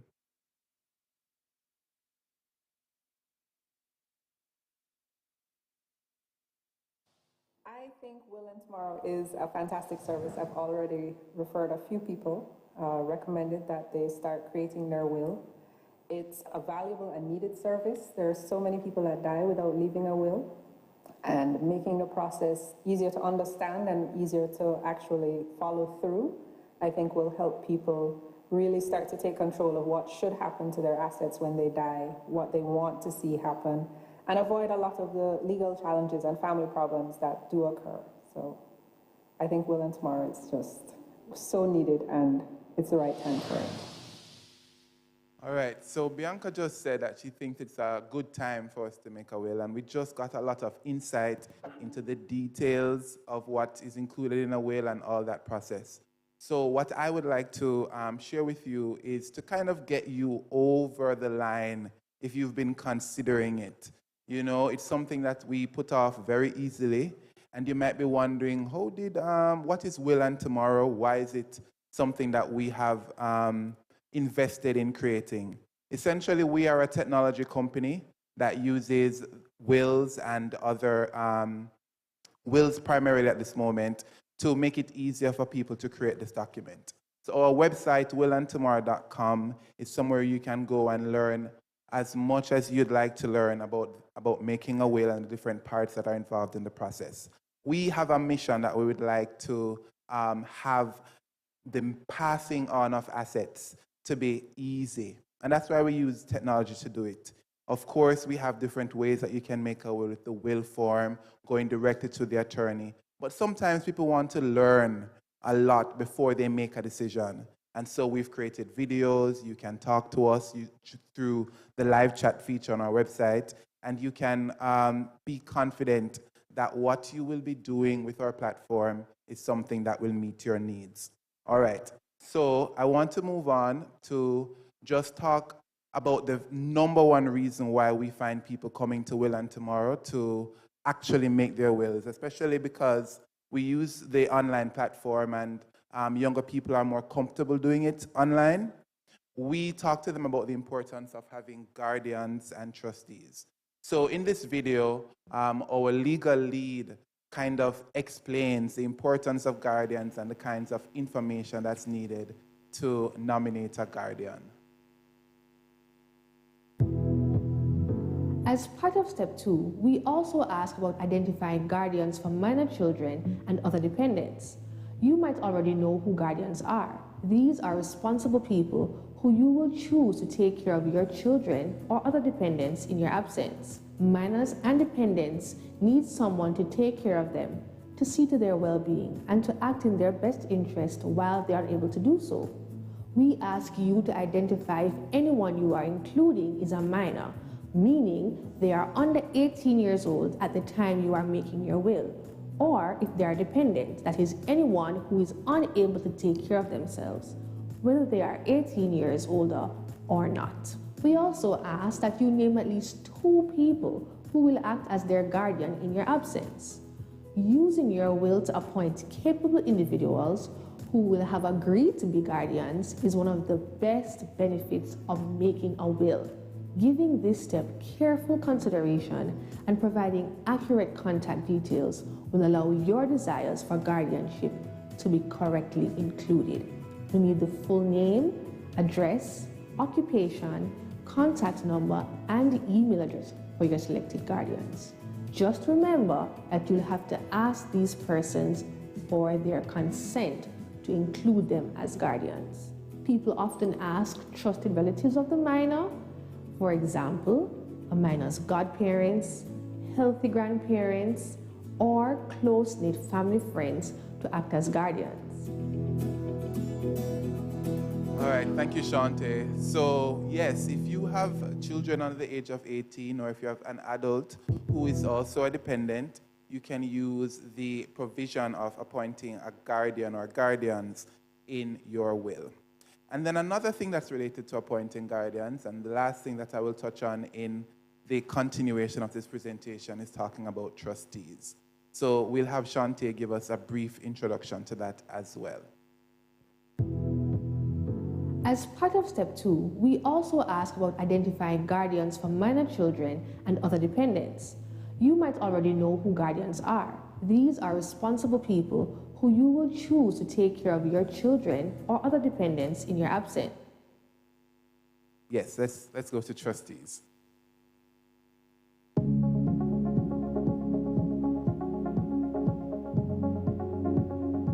We want to get matters about minors and dependents right. If you're seeing this video, then you're at the part of this step where you'll make provisions about any gifts you have left to them. A trustee is the person who manages and preserves the gift you've given until certain conditions are met to pass the gift to the beneficiary. For example, you may have a minor child who isn't able to be the legal owner of a house or piece of land until they're 18 years old. So a trustee ensures that the house or property stays in good condition until the person is old enough to manage it themselves. By now, you know that once you're naming someone to have a specific role in your will, you need to properly identify them and provide contact information. We also ask that you provide details about the asset that will be held in trust and give sufficient details about that as well. It's a legal requirement for an adult to manage anything left to a minor or adult who is incapacitated. This step allows you to do that and state who should manage the gift. In many cases, the guardian is also the trustee, so once you've asked them to serve in that capacity, you should be fine. But you can choose a separate person to manage what you have left to a minor or other dependent. Like the word trustee suggests, this person should be someone you can trust, someone who you know will keep your gift safe. You can choose to appoint an individual or organization to be a trustee. You can also set out any conditions you wish for your trust. You can state that the beneficiary should reach a certain age or that the contents of the trust be used for a specific purpose, for example, providing for educational expenses. Awesome. All right, so to bring it home, you can use any avenue that's available to you to create a will, once it's the one that will get you the kind of will that you desire. At Will and Tomorrow, we have a website, an online platform, and we have individuals that are part of the process to help you to make a will. We're also very happy to answer any questions and to share resources that are on our website. You can go to www.willandtomorrow.com to read articles, to watch videos, to start a live chat. And during the week, you'll get me or a member of my team to be able to answer any questions that you have. And if you are a parent of minors, and if you want to make sure that they're taken care of, this is the #1 reason why we're finding people coming to Will and Tomorrow and choosing our affordable services to get their wills done. We are actually upstairs in the children room, so if you'd like to have a chat with us, learn some more, understand how to get started, you are welcome to meet me upstairs. Thank you. Thank you. Thank you. Thank you, Andre. Excellent stuff. Excellent stuff. I like the fact that he's incorporated technology and appealing to the younger generation. So let's get our wills in place because it's important that we do so. Before we move further, I want to take the opportunity to recognize the very first person that was here with us this morning. Her name is Harleen Jarrett. I'm not sure if she's still here. I'm looking around. I have a token for her. Okay, great. She's accessing the services. Very good. She's with the NIS. I have a little token here, and I'll ensure that she gets it before she leaves. All right, so come on down. We are, 64 strong online. Thank you for joining. We hope that at some point in the day you can come on down and access the various services. At this point, we're going to turn over to Miss Jacqueline Clark. For those of us among us who have entrepreneurial ambitions or who already is involved in a small, medium-sized, or large business, the DBJ is here to share with us how we can access funding, how we can access technical services to help support and grow our businesses in the various functional areas. So over to you, Ms. Clark. Good afternoon, everyone. I hope you all are having a good time so far. Let me first thank the Andrews Memorial Church for inviting the DBJ to be a part of this session today. We are really grateful for this opportunity. So, I know you might be asking how the DBJ can be of assistance.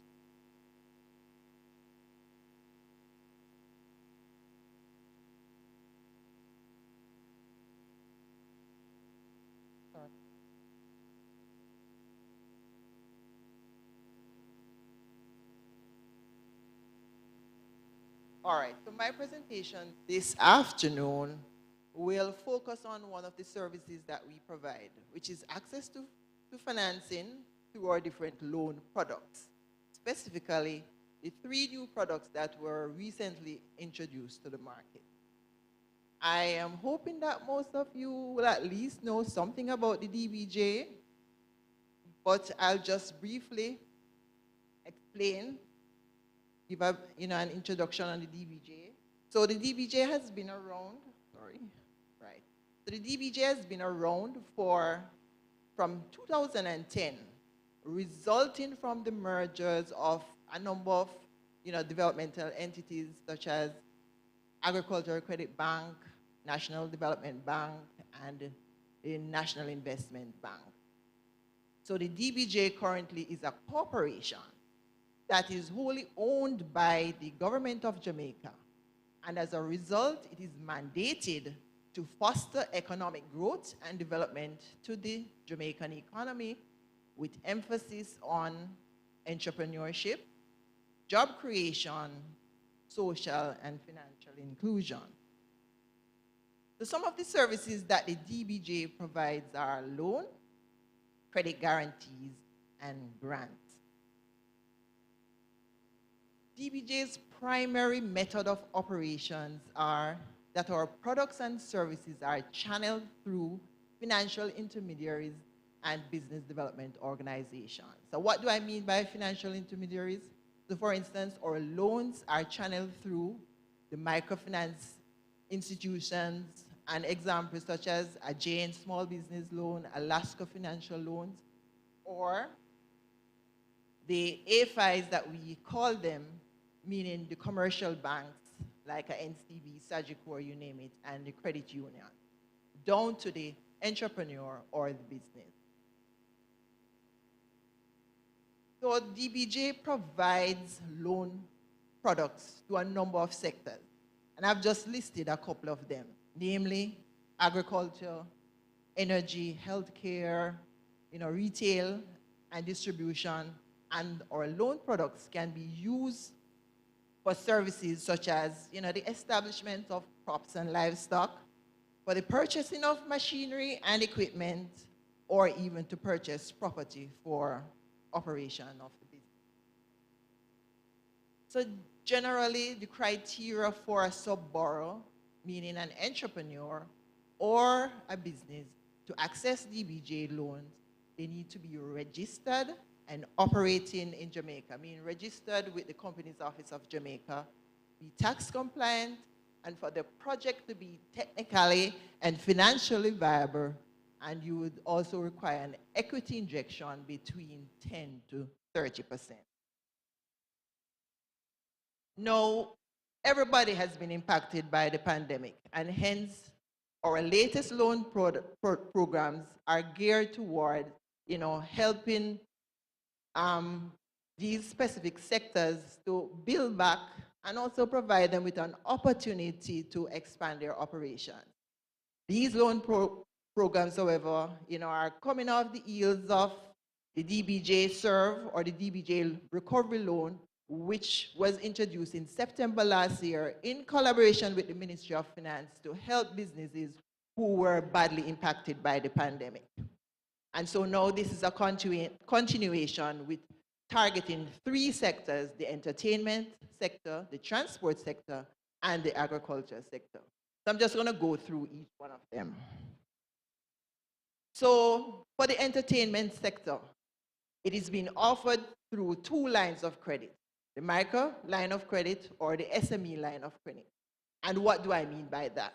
So through the micro line of credit, these loans can be accessed through the microfinance institutions, such as I indicated, a JN, LASCO, Wilco, Bull Investments, and a number of others. While the SME line of credit also can be accessed through the microfinance institutions as well as the commercial banks and credit unions. So let's go through each one of them. So under the micro line of credit, 250 million is available. The maximum loan amount, 750,000. With a tenure of 2 years, and you can get moratorium up to 3 months, interest rates up to 24%, and you can utilize the credit enhancement facility. So now, what is the credit enhancement facility? The credit enhancement facility is a partial guarantee that is available to micro, small, medium-sized enterprises who do not have the required collateral. So in other words, the credit enhancement facility fills the gap where there is a shortfall in collateral. And that 1% represents an annual fee that you would pay to the DBJ on the amount that we would have guaranteed on your behalf.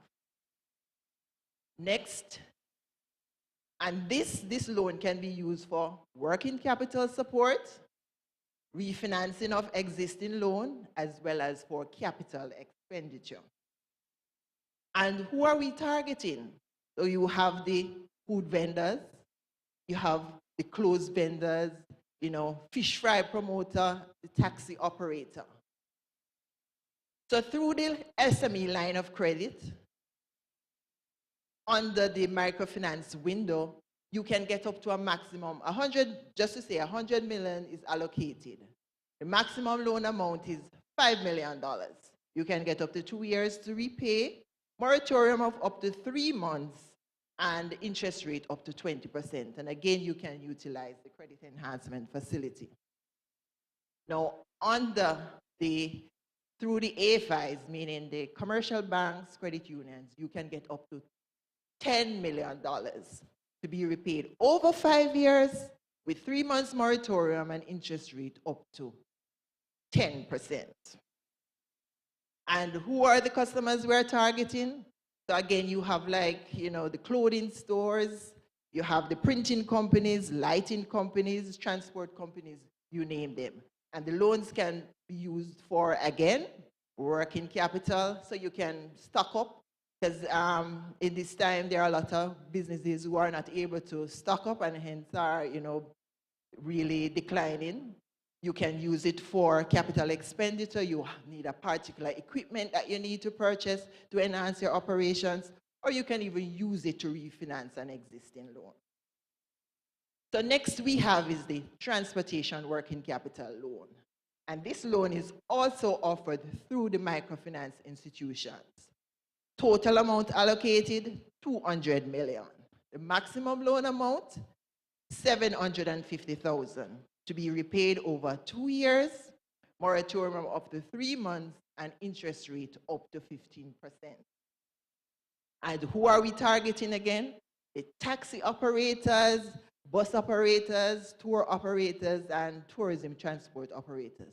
Now, the taxi and bus operators are required to register with the Transport Authority of Jamaica, while the tour operators and the tourism transport operators register with associations such as JUTA and those related associations.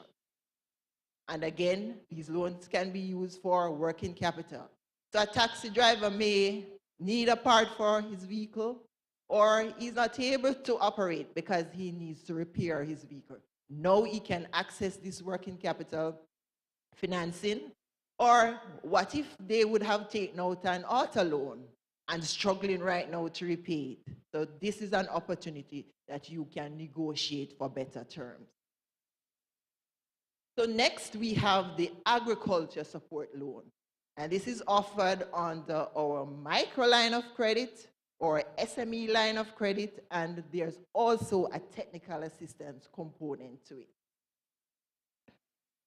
So under the micro line of credit through our MFIs, a total of $200 million is allocated.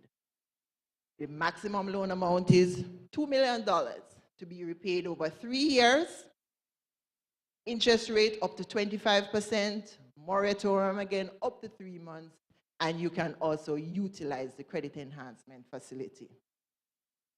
And this loan again, can be used for working capital, capital expenditure, and refinancing of loans. So through the AFIs now, a total of $800 million is available. Maximum amount, you can get up to $30 million to be repaid all the way up to 10 years. And with moratorium of up to 12 months, interest rate 8.75%. Now, this loan again can be used for working capital. You can buy your stock, buy you need to start your replanting. So this is an opportunity to access these loans. For capital equipment, your farm equipment, you can use it. If you're in agro-processing, you can buy any equipment now to enhance your operations. And it can also be used to refinance existing loans.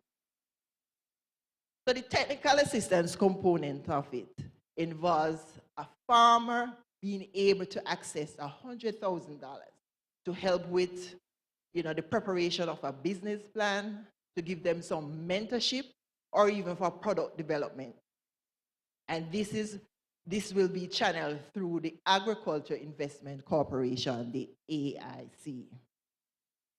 So I'm just going to briefly look at some of our other loans. So loans up to a maximum of $50 million, the DBJ will finance 90% of the project costs. interest rate is at 9%, and you can get up to 24 months moratorium on the principal. For loans over 50 million to a maximum of 750 million. The only difference is that the interest rate is slightly higher at 9.5%. We also have an energy loan where businesses can access up to $30 million. 90% financing for the project costs, interest rate slightly lower at 8.75 to be repaid over 10 years. But important to note is that we have an energy audit grant in that before you try to apply for the loan, you can access a grant of $200,000 from us, don't have to be repaid, to get an energy audit done by certified professionals who will then make recommendations on the best energy saving solutions for the business. And once you have done that now, then you can proceed to accessing the loan. There's also a residential energy loan that is available for all householders, you and me, where you can get up to $5 million. And you can use it to install, get your solar water heaters, your PV systems or your solar panels, or if you are interested in wind turbines. So again, we will finance 90% of the project costs, interest rate 8.75, and you can get up to 10 years to repay. Just to add that we have, just to mention two grants that we have. The Ignite grant, and this grant is available to innovative startups, those that are in the idea stage, where we can provide financing in the form of a grant up to $3 million, or those in the early stage or the commercialization stage, where we can find finance up to $7 million in the form of a grant. Application for this grant is expected, I think, during the last quarter of this calendar year. There's also the Innovation Grant Fund that we have that medium businesses 5 years and older can benefit from, where you can get up to $14 million if you have a new product, service, or you're entering into a new market, or you have a new business model. So, in closing, when you're applying for a DBJ loan, first, you would visit your financial institution, whether it's an AFI, meaning the commercial banks or credit union, or an MFI, to discuss your project proposal and then ask for the DBJ loan. The AFI or the MFI will then appraise your loan proposal. Once it is favorable, they will either approve and make disbursements, or in some instances, the loan application will be sent to the DBJ for further assessment. And once this is done, the loan is then approved and disbursed to the AFI or MFI for on-lend. And we are located at 11A to 15 Oxford Road. We can be reached at email address, mail@dbankjm.com. And our telephone numbers are listed, 929-4000. And we have a couple of websites that you can go to get further information. And that's it. Thank you. Okay, thank you so much, Ms. Clark. Stay right there just before you go. So I want to engage our online viewers. I want you to type in the chat 3 facilities or loans that you can access from the DBJ. The first person to do so will get the chance to read this book, Hope for Troubled Times, written by Mark Finley. And certainly, if you want to know how you can live a purposeful and joyous life, even amidst the crisis that we're going through now, this is the book to read. So I'm looking in the chat. I'm not seeing any responses. If not, I'm going to have to turn it over to the persons in the sanctuary. Still none? Not sure if I'm delayed. Wait. Are there any? Okay, who in the sanctuary want to indicate the 3 facilities that Ms. Clark mentioned that you can access through the DBJ? Repeat that. Good. Yeah. Great. Oh, there is an online. Not to worry. Continue. I have 2. Okay, so online, we are seeing responses. And yes, Miss Powell Booth, yes, you're the winner. You can collect your book at the church office. And the young lady in Sanctuary, oh, is that Corel Rose? I don't think you're eligible. No? That was Corel? Yes, it is, Carol. Okay, I might make an exemption. Thank you. I might. So the DBJ has the entertainment loan, they have the Ignite grant, and they have an agricultural loan. Those 3 of the products you mentioned? Okay, Carol, you have worked hard. I will oblige. All right, so thank you very much. Folks, I want to encourage you to make use of these facilities. I know most of us are professionals, but there's a thing called building your own empire. And it's important that, we have multiple streams of income. And so if you have that entrepreneurial spirit within you, leverage it today. Access funding available from the DBJ to make that dream come alive. Later on in the presentation, we will also have a group of ladies who will introduce us to another opportunity that we can use to build that multiple stream of income. So at this point, I want to invite our next presenter. And in fact, I must tell you, we're coming down to the end of the session. However, we will go until 3 p.m. Remember, we have multiple service providers here, and we want you to come on down. If it is that you're listening online, now is the time to jump in your car. You can continue listening to us while you commute and get here, because we'll be here until 3 p.m. So, Tisa, Douglas it is. Thank you for joining us today. Tisa is representing Cuma Mutual, or is it Cuma Caribbean? Caribbean, and she will be walking us through some exciting products that they have to offer. Thank you. Hi, good afternoon, everyone. So I'm Tessia Douglas, and I'm from Cuna Caribbean Insurance Jamaica Limited. And today it's my duty to educate you guys on getting the family indemnity plan and also the family critical illness rider. All right, so who are we? Cuna Caribbean Insurance Jamaica Limited is a member of the Cuna Mutual Group and the leading provider of insurance solutions for credit unions and their members, also the affinity groups. We are for all people. Everyone should feel the comfort and joy of financial security.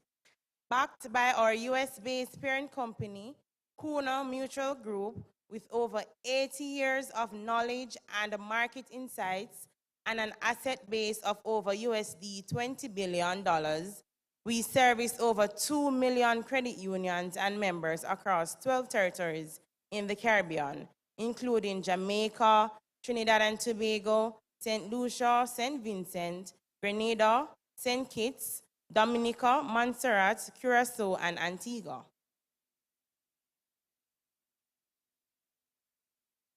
Our family indemnity plan is a good thing. What is the family indemnity plan?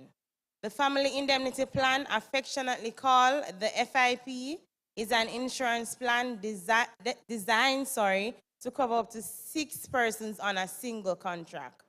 The plan has 7 options to choose from, with individual benefits for eligible family members once a valid death claim is made.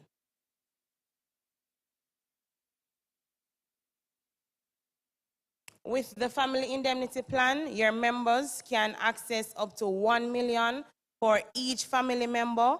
It covers funeral expenses for up to 6 family members, cover debts for loved ones who has passed.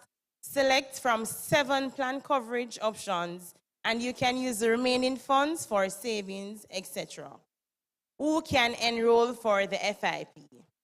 Members, unmarried children, including dependent children under legal guardianship, that is adopted and stepchildren, and are ages 1 to 25 years. Coverage terminates upon their 26th birthday. Permanently disabled children for the duration of their life, if enrolled prior to age 26, the permanence and degree of such impairment shall be supported by medical evidence, and also parents, spouse, and in-laws. All right, so there are 7 plans to choose from. So we work within your budget, and the lowest plan goes from $422 per month, and the individual benefit for that is $80,000. The highest plan is $5,280, and the individual payout for that is $1 million. Important notice, no duplication of coverage is allowed. Transfers are allowed with no loss of benefits. You can designate a beneficiary. You can do plan upgrades and downgrades. Coverage remains for life for member, parents, and disabled children. There are also verification and KYC documents that are required, such as to verify your identity. You're going to need a valid identification like a driver's license, a passport, or a national ID. To verify your name, the birth certificate, passport, or deed poll. To verify age, birth certificates, passport. To verify relationship, marriage certificate, birth certificate, court order, or a common law declaration, spouse form. Also, you are going to need a proof of address, and some of the acceptable forms are utility bill, no older than 3 months old, bank or credit card statement, proof of address form provided by us, or a proof of address form provided by your bank, such as the bank statement. All right, there's, as I mentioned before, the critical illness rider. So it provides benefits based on coverage option by the primary insured and the diagnosis of any of the critical illness we cover. There are 2 coverage options available under the rider, which are $500,000 and $1 million. And the premiums are specified the premiums are specified for benefits forms part of the monthly premium payments under the FIP policy. So you can enroll for the family critical illness rider once you have a family indemnity plan. The conditions we cover include cancer, heart attack, stroke, paralysis, major burns. So there are level premiums for the CI rider, which includes, so for instance, you're age 18 to age 34, and you desire coverage for $500,000, you would pay only $350 per month. If you desire one for $1 million coverage, then the payment is only $700 per month. And as I stated before, it's level premium. So if you should start the plan at age 18, in the bracket age 18 to age 34, and you live up to 55 to 59, you still pay the premium of $350 or the $700, depending on the coverage which you choose. All right, so that concludes the presentation for the FIP with critical illness rider. I'm now at question and answer. If you guys have any questions, and I'm going to ask a question just the same. I have a small token to give away. All right, so my question is, how many plans are there on the family indemnity plan? We have, all right, great. All right, so no questions?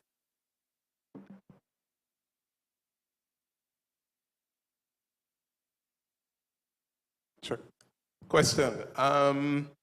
The family indemnity plan, just explain, you're saying that it has to be, for example, mother and child. It can't be like brother and brother, brother and sister. No, so the immediate family, your parents, children before 26, and your spouse. Parent-in-law, just the same. So it's any two parents. So so there's no plan under that, under that whole family indemnity plan. Say, for example, my parents are deceased, I only have a sister or a brother. There's no way I can be a part of that then. No. So what we encourage you, it's your choice if you want to add the person as a beneficiary, right? Or you can go ahead and open an account for your sister and have her sign the documents, and then she can enroll. But you can't enroll her. You can't insure her. Oh, but you can enroll yourself and add her as a beneficiary. As a beneficiary. Okay, okay. And that beneficiary can be changed at any time. And the maximum is $1 million. 1 million currently. But the riders have higher values. No, it's 500 to 1 million, the same. No, man, for the riders. I saw something about you 2 million payout. That's when the second to last screen slide. If you want to put that back up on the screen, unless I'm reading incorrectly, just trying to be clear. When you said you pay like $1,000 if you start at this age, $300 for this, that, then it had something about. No, man. The coverage, all right, so age band 18 to 34, right. You have 350 per month or 700. The coverage are 500,000 or 1 million.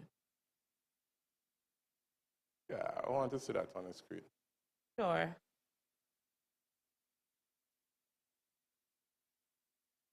Okay, while... All right, just a minute.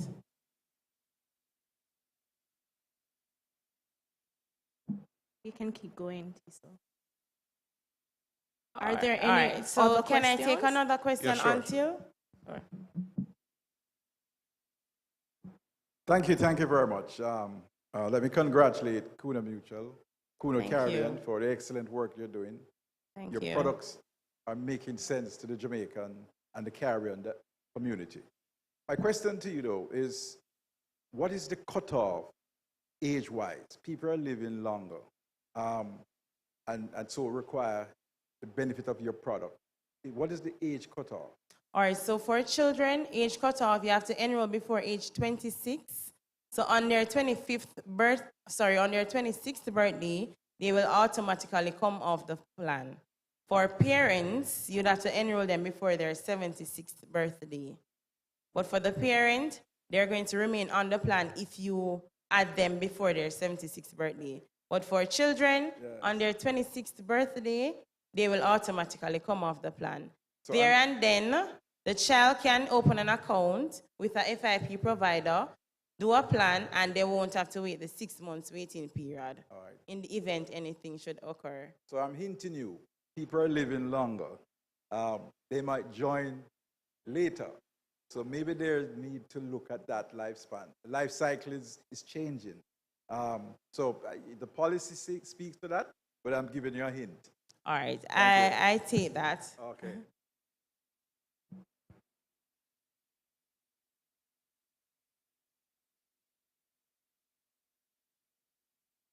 Yes, so it's coverage 500,000, 1 million. So you have the age band differently, and then you have the coverage 500,000, 1 million.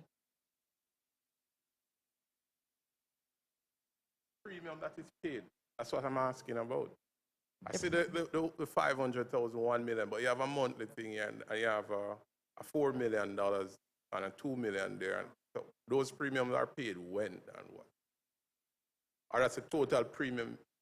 All right, so the monthly premium you're referring to?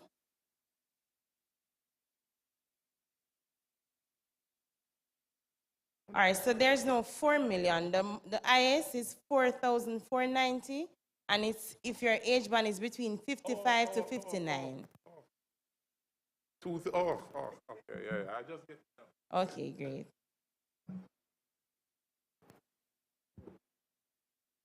Yes. Thank you for the presentation. You're My question is, apart from the FIP, is there a plan that you offer to churches? Say, for example, the Andrews Church, or maybe you go through the East Jamaica Conference? Yes. Do you have such a plan so that that plan could be treated as a group plan?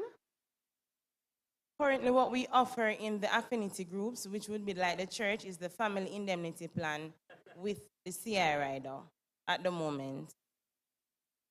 That's it. Thank you. You're welcome. All right, thank you, guys.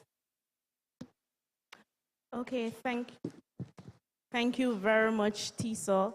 So just in response to the last question, yes, the East Jamaica Conference appreciate and understand that preservation, it's important, yes, to be financially stable, to create wealth, but preservation is also another important element. And so we have partnered with CUMA Caribbean, and members are able to access these products that were presented to us. So if you have further questions, you can consult with your church administration, your local church administration, and they will be able to give you further details. All right, so we're up on our second to last presentation.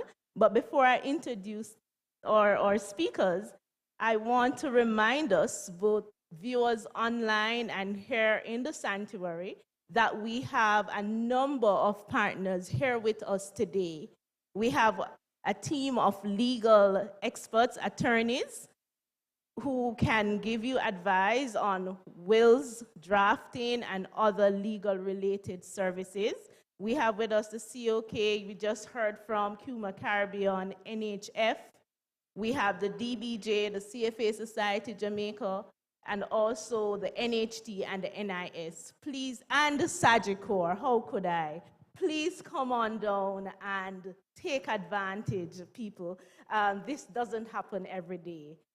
So please come on down. I now want to take the opportunity to introduce with us two lovely ladies, members of this church, Sister Trevine Little and Sister Tanya Warmington. They're here to share with us how we can tap into multiple sources of income. So please listen closely, and at the end of the presentation, I'm sure they're gonna be outside to answer any additional questions that you may have to make the transition into the world of travel marketing. Thank you. Thank you so much, Sister Moderator, Sister Narisha. My name is Trevine Little, and I'm affiliate of Planet Marketing and IntelliTravel. In life, I've learned many life lessons, but three very important ones are as follows.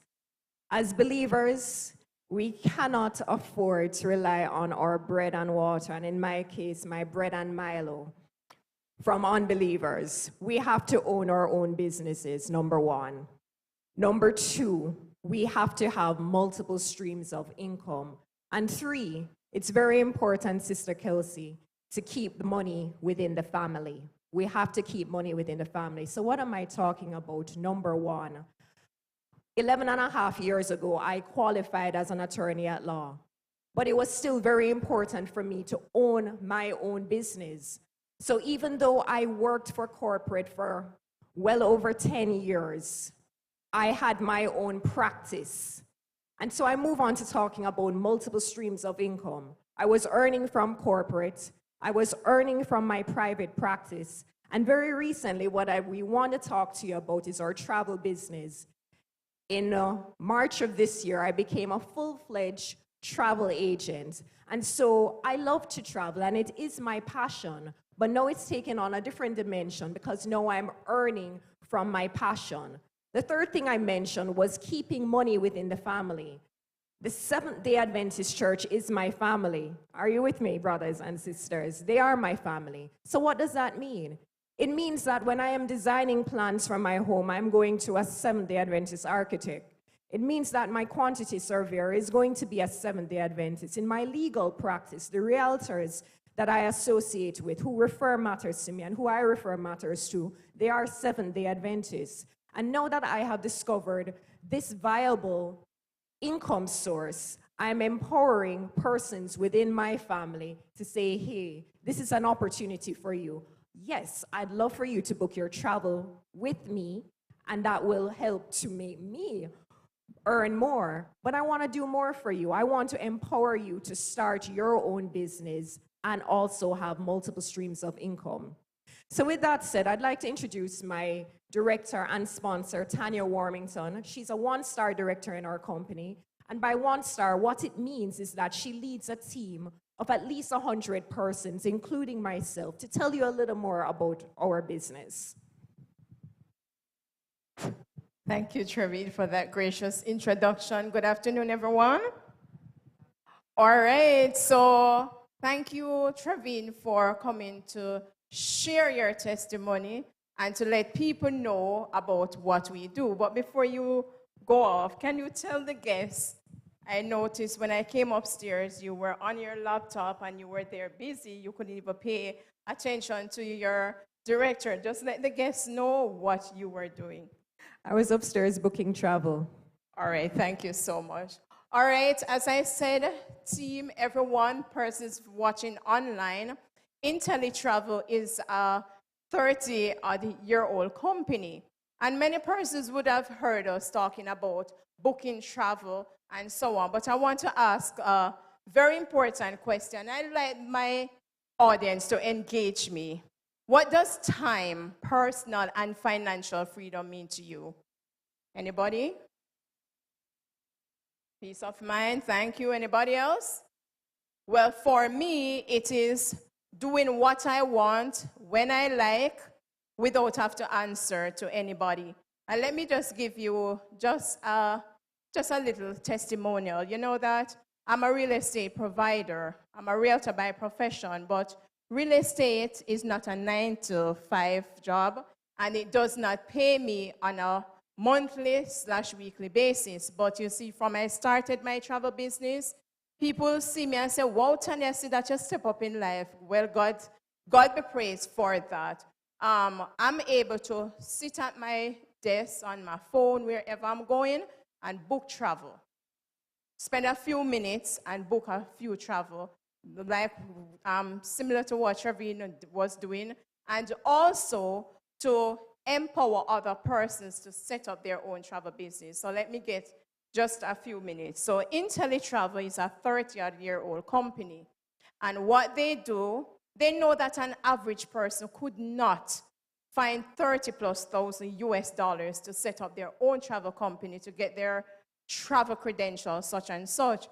Travel is a profession. To be a travel advisor, travel consultant is a profession. Just like how when you're doing other, Trevin is an attorney. She had to go to university and get the requisite information so that she can set up her legal practice. To be a travel professional, Madam Moderator, is a profession. You have a travel university. We are trained and certified. And might I tell you, so once you get your business started, you set up your travel company, guess what? You're given the requisite credentials because you have to have a license to practice as a travel professional. You get training and certification. And you see, this license that we talk about, it's very big. It's huge. It's a global thing. Tell you what, we are trained by the Ministry of Tourism right here in Jamaica, right? The Jamaica Tourist Board train us and certify us as a travel specialist and a travel wedding, a destination specialist. So we have so much trainings. Can you imagine? I just want to ask another question. Did you know that every time you go on any booking website, there is a built-in commission. Many persons did not know that. And these are some of the things. When you visit our booth upstairs in the youth room, we will share with you, because can you imagine you go on a booking website and you see $1,000 Elder Burgess. Best believe of that amount you can collect sometimes 200, depends where. I'm just using that figure. Depends on where you're booking and the amount of purses you're booking for. Best believe that you can save back 200, 100. It depends back in your pocket. I want to ask somebody, if you saw 100 US on the ground, would you take it up or you'll pass it? Okay, so you see many times we are throwing money away. So we're going to show you how you can start your own business. As I said, IntelliTravel provides us with the tools, the training, the support. If you notice during the pandemic, what you notice, most of the brick and mortar businesses, they came online. Wrong or right? If you notice, the last business 2 weeks ago that came online was the police record. So everything nowadays is click and order. Yes, you have the brick and mortar businesses, but everything you can just book, travel, you can order your clothing, everything nowadays you can do online, right? So we're going to show you how, thank you, Trevin, how you're going to set up your travel company. You can give it a name with the, the company's office of Jamaica, and people are actually able to book their travel. Come in if you want to set up a business that people can walk in and do their bookings. Visa, you see me over there, people calling me about visa. I have to be busy because that's how it is. It's an actual full-fledged business. You only work it from your smartphone, and you can also have a brick and mortar situation. And as Trevin said, I'm a one-star director. That means, by God's grace, I've been mentoring and coaching over 100 persons because I'm one of the leaders in the company.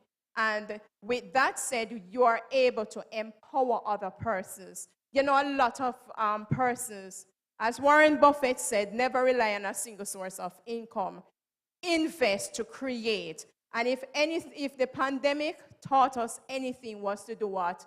Never rely on a single source. As I said earlier, real estate pays big commission.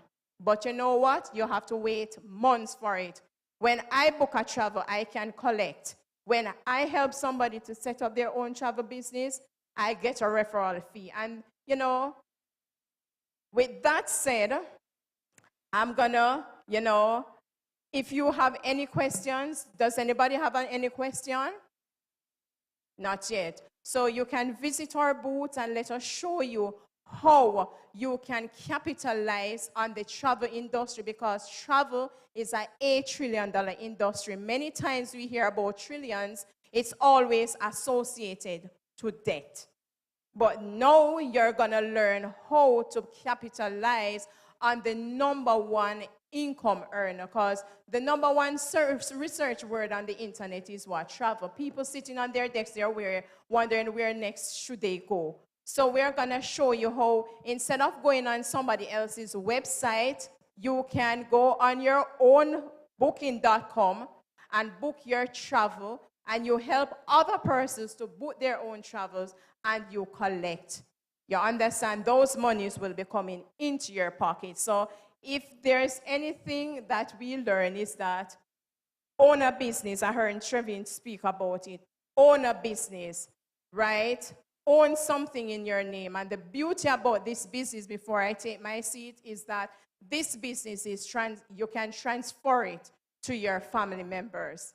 You understand? So I just want to thank you, and I'll see you upstairs. Thank you so much. Thank you so much, Sister Tanya and Sister Trevin.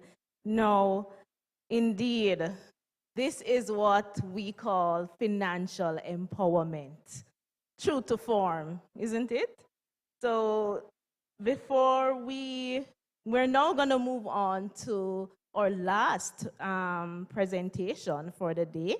Before we do that, I want to remind us of the various services that we have available. Sagicor Financial Services, who is now going to speak to us about how we can invest and enhance our wealth if and when we are able to acquire those multiple stream of income, or even with the current income that we have. We have COK, our legal team, NIF, the NHF, NIS, and the DBJ. Just a few of our service providers that are on location with us today.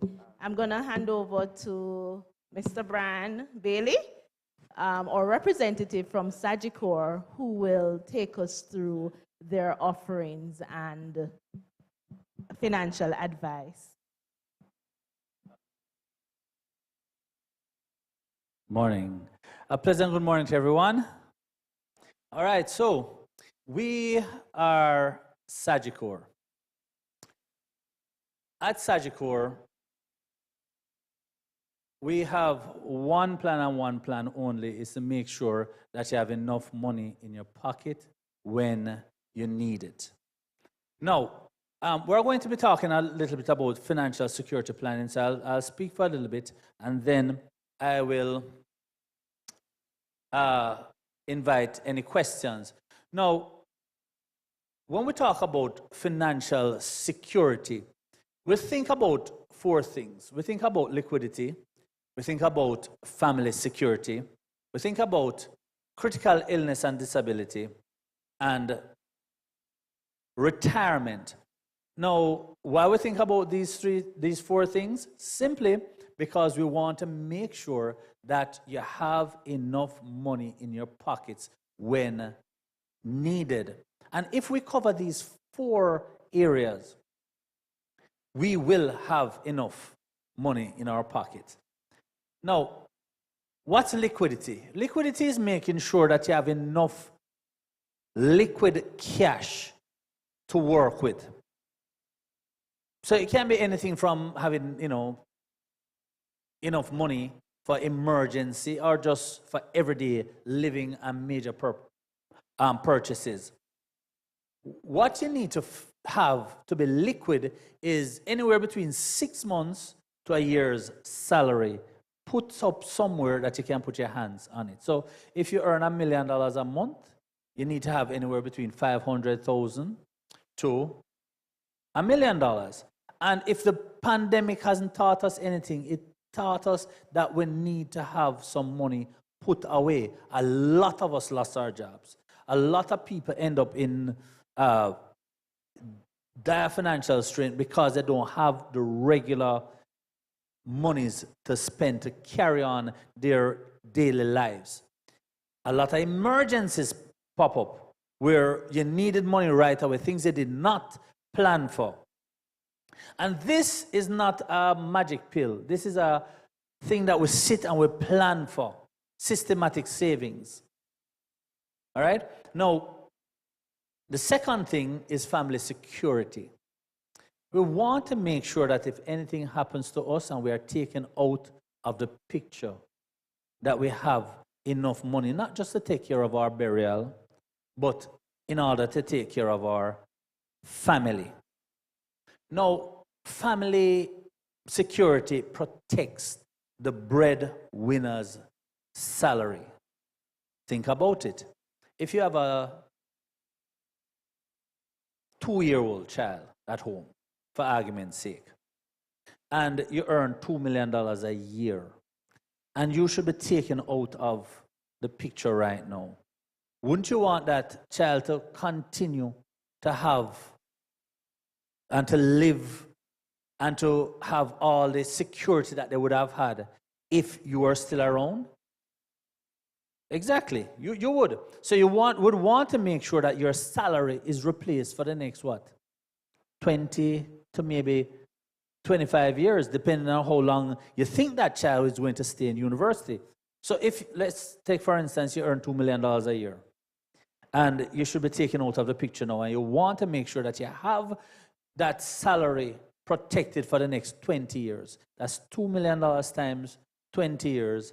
That will be how much? Help me out. $40 million.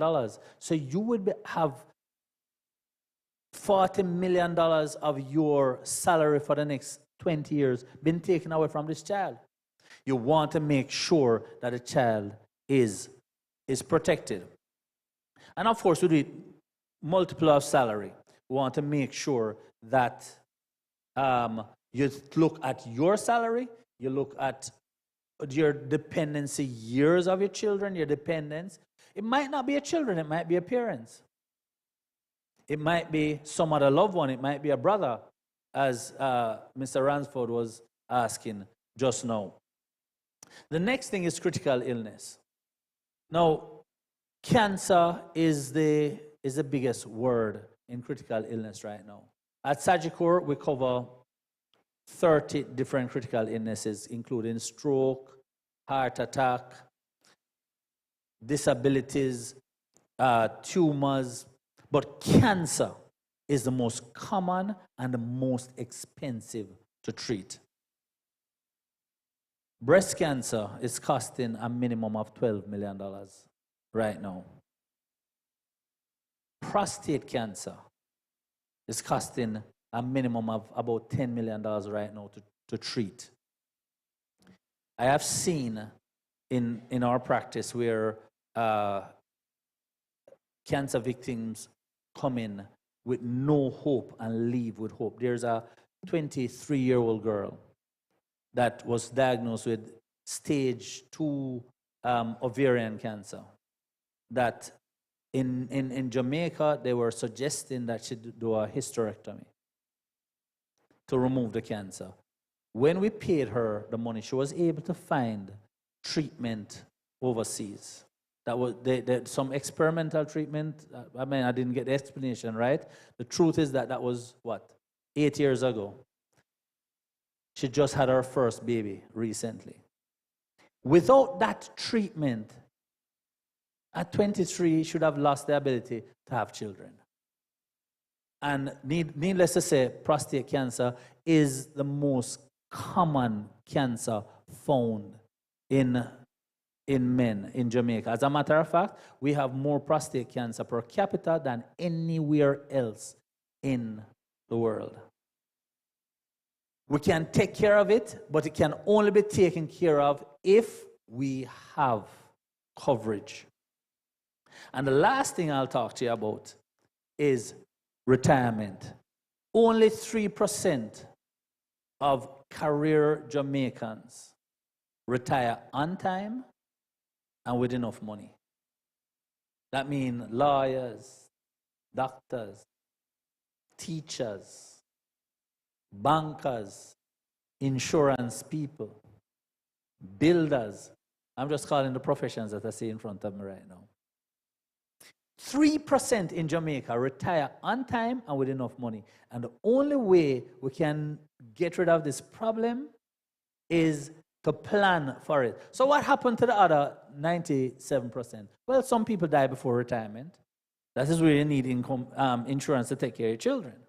And I think it's about 27% die before retirement.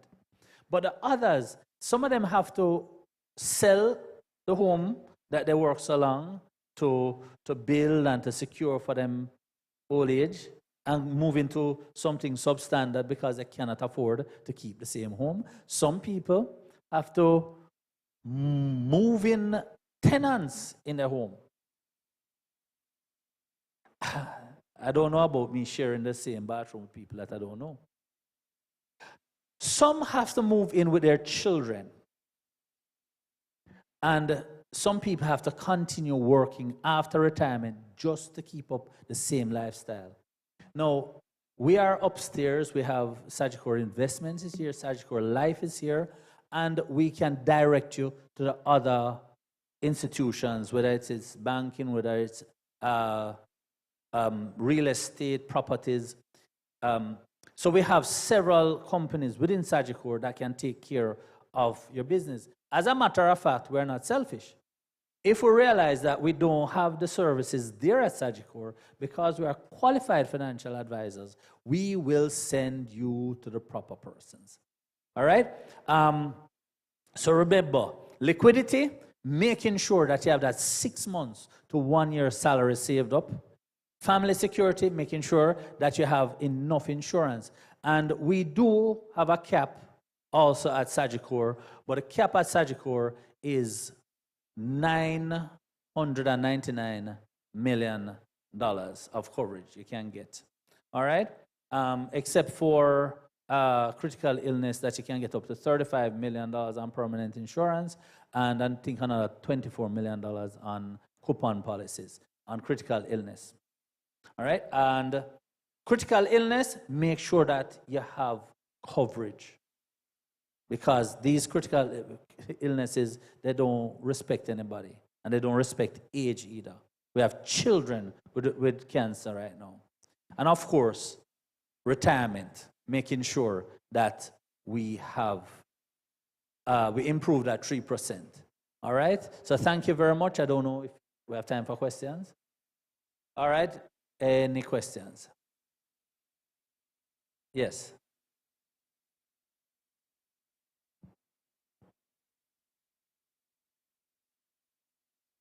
A mic is coming to you.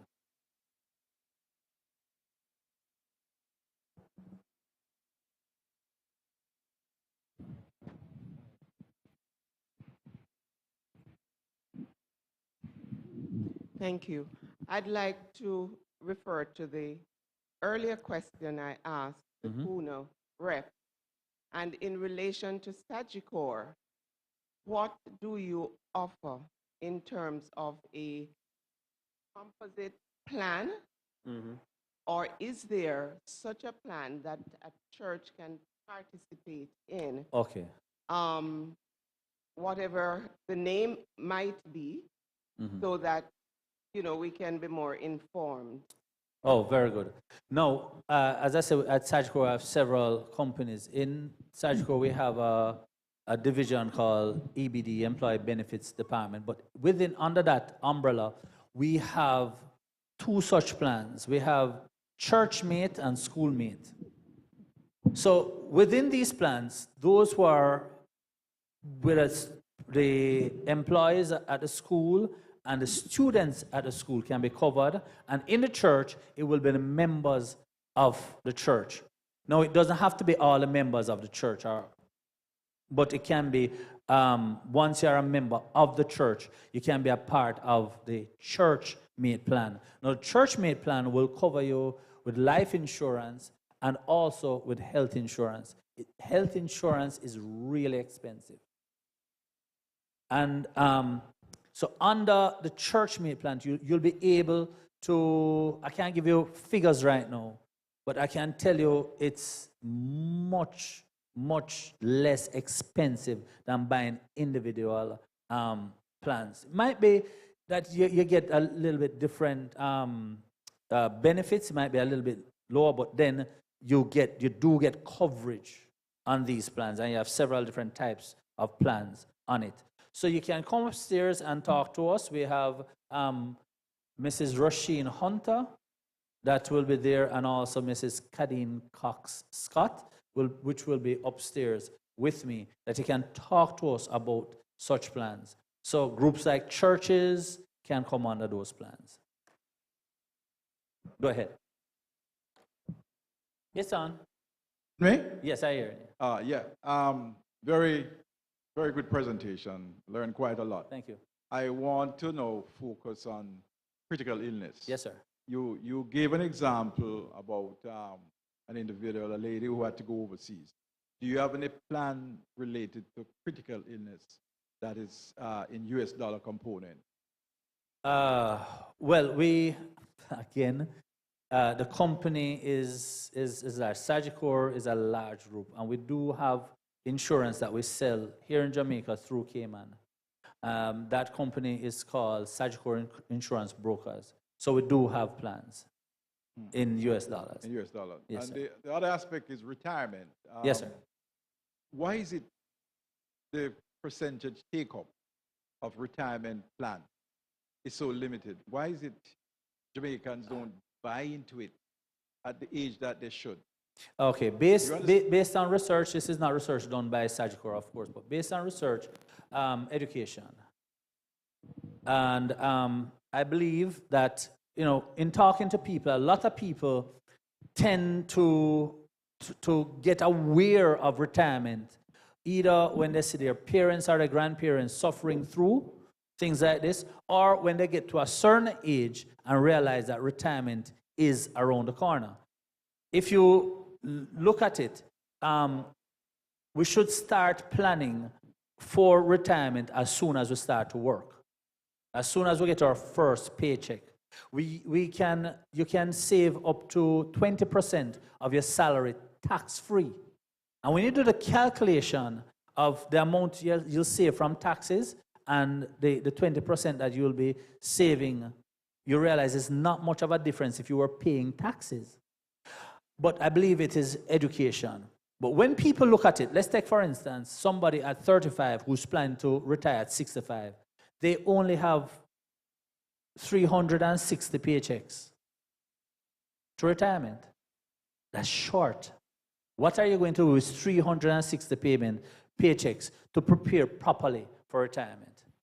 We have good plans that when you buy those plans, you do not pay taxes.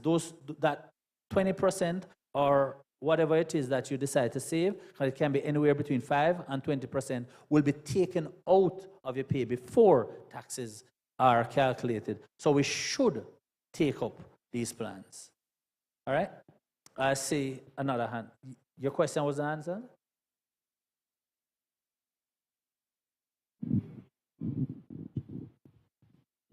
Thank you. Because good explanation, but I just want to say, yes, I've heard so many times the need for take-up, and it's just not happening. So Okay. maybe it is how the information is imparted to the bread and butter of Jamaica. Okay. You know, to understand the necessary importance of well, I can retirement assure you, funding. I can assure you on this one thing that the government of Jamaica, they have been having seminars within the different ministries that have been presenting on retirement. My only comment that I'll make about that for them to change is that they don't just send us the people who are within 10 to 15 years of retirement. They need to start with those as soon as they start to work, that they plan for the retirement. And I say you're an organization that is huge in terms of Seventh-day Adventists, that there are more than 300,000 Adventists. And we could start with the churches, go into the communities, get the message out to the people.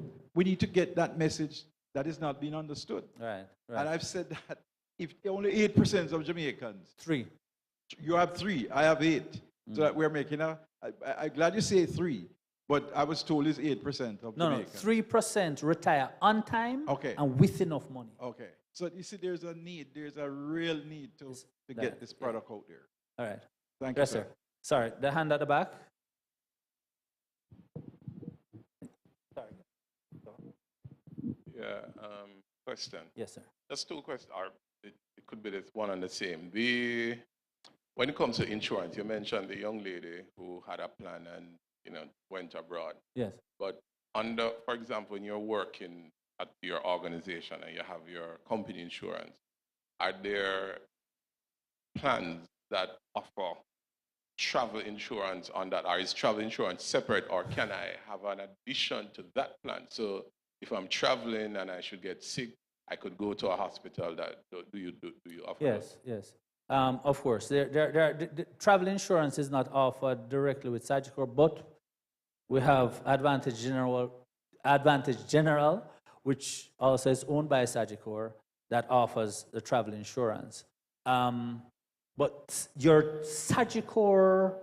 medical plan. Medical, Do you have that? Right. So for your Sagicor health card, that covers you if you travel. Now, it covers you in emergency situations.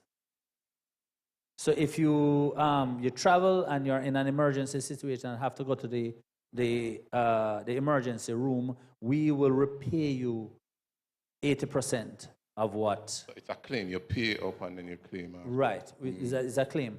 Outside of that, there are other medical insurance that will be available. As I told you, we are not a selfish group.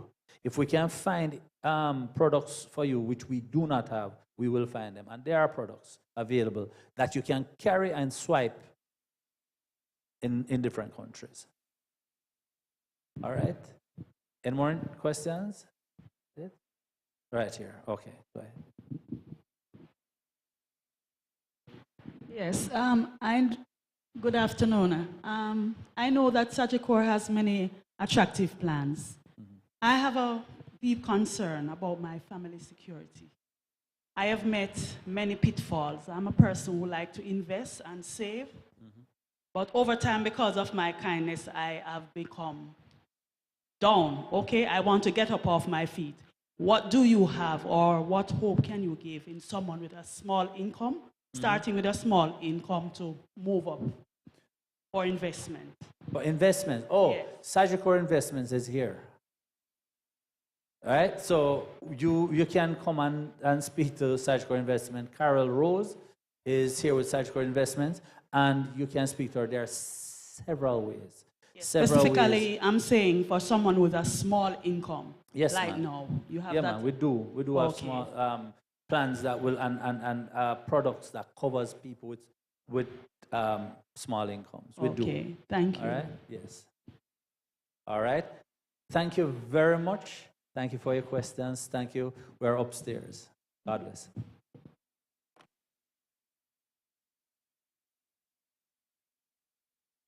Thank you, Mr. Bailey. Very simple, yet effective presentation, which outlined 4 important areas that we should be focusing on in order to ensure that we can achieve financial stability.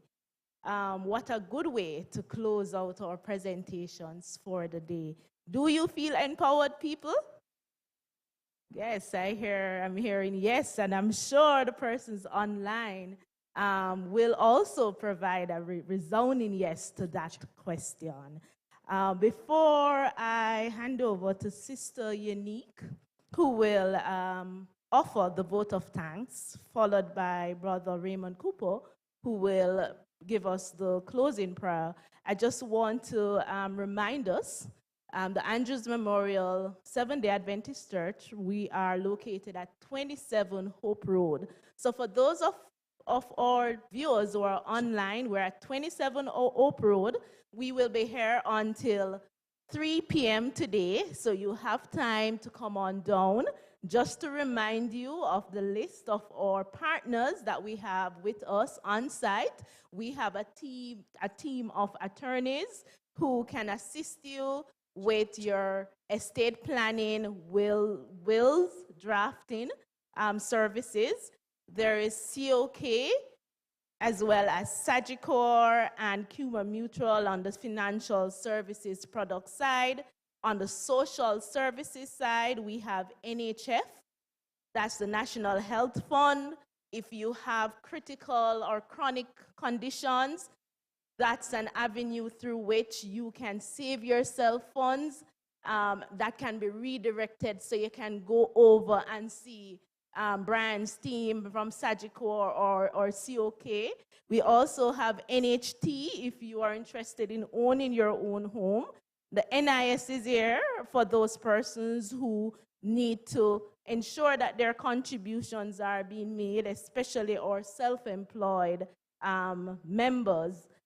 We have the DBJ as well as the CFA Society. I hope I haven't missed anyone. I think that's about it, but please do come on down and take advantage of the services that are provided today.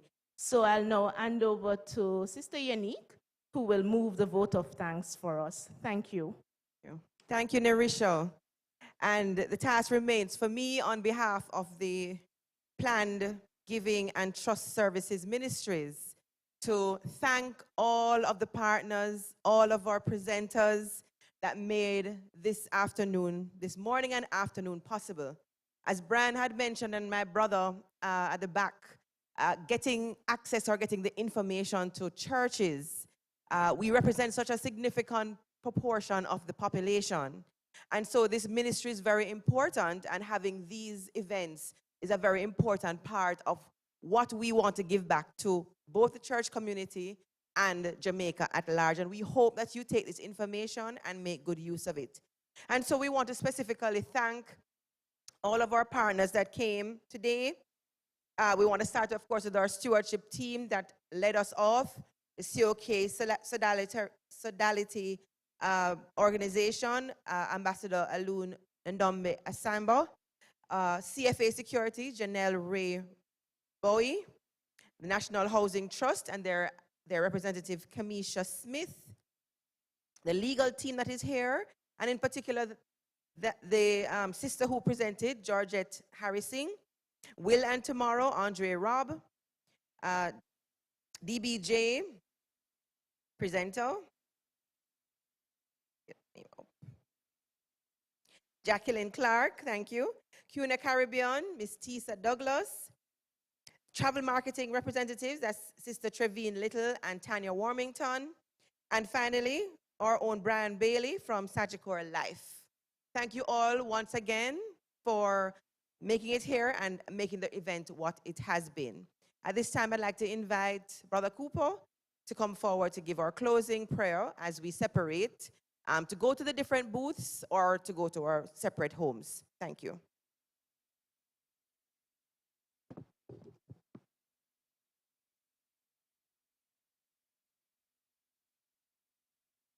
Thank you, Sister Yannick. Shall we stand for prayer? And as we stand, we are reminded of Matthew 6:23. But seek ye first the kingdom of God and his righteousness, and all these things shall be added unto you. Let us pray. Heavenly Father, we want to thank you, Lord, for allowing us as a church to stage this financial expo. Father, there are many aspects of it. And Lord, we pray that the knowledge that has been shared by the many presenters will enable your people to make wise decisions, God. Father, we ask that all the decisions that will be made in accordance with your word, dear God, and that biblical principles will be applied to the financial knowledge. Father, we ask that you would bless the companies and their representatives that have presented here today. Bless the persons who have joined us in the sanctuary and those who are online and those who will watch online at a later time, dear God. Father, thank you. And may we always remember, Lord, that it is you who give us the ability to create wealth. So may we remain mindful, dear God, that we have been called to be your stewards. So may we be faithful stewards in all that we do. Thank you again, Lord. And again, may all that is done continue to be done to your name's honor and glory. In Jesus' name we pray. Amen.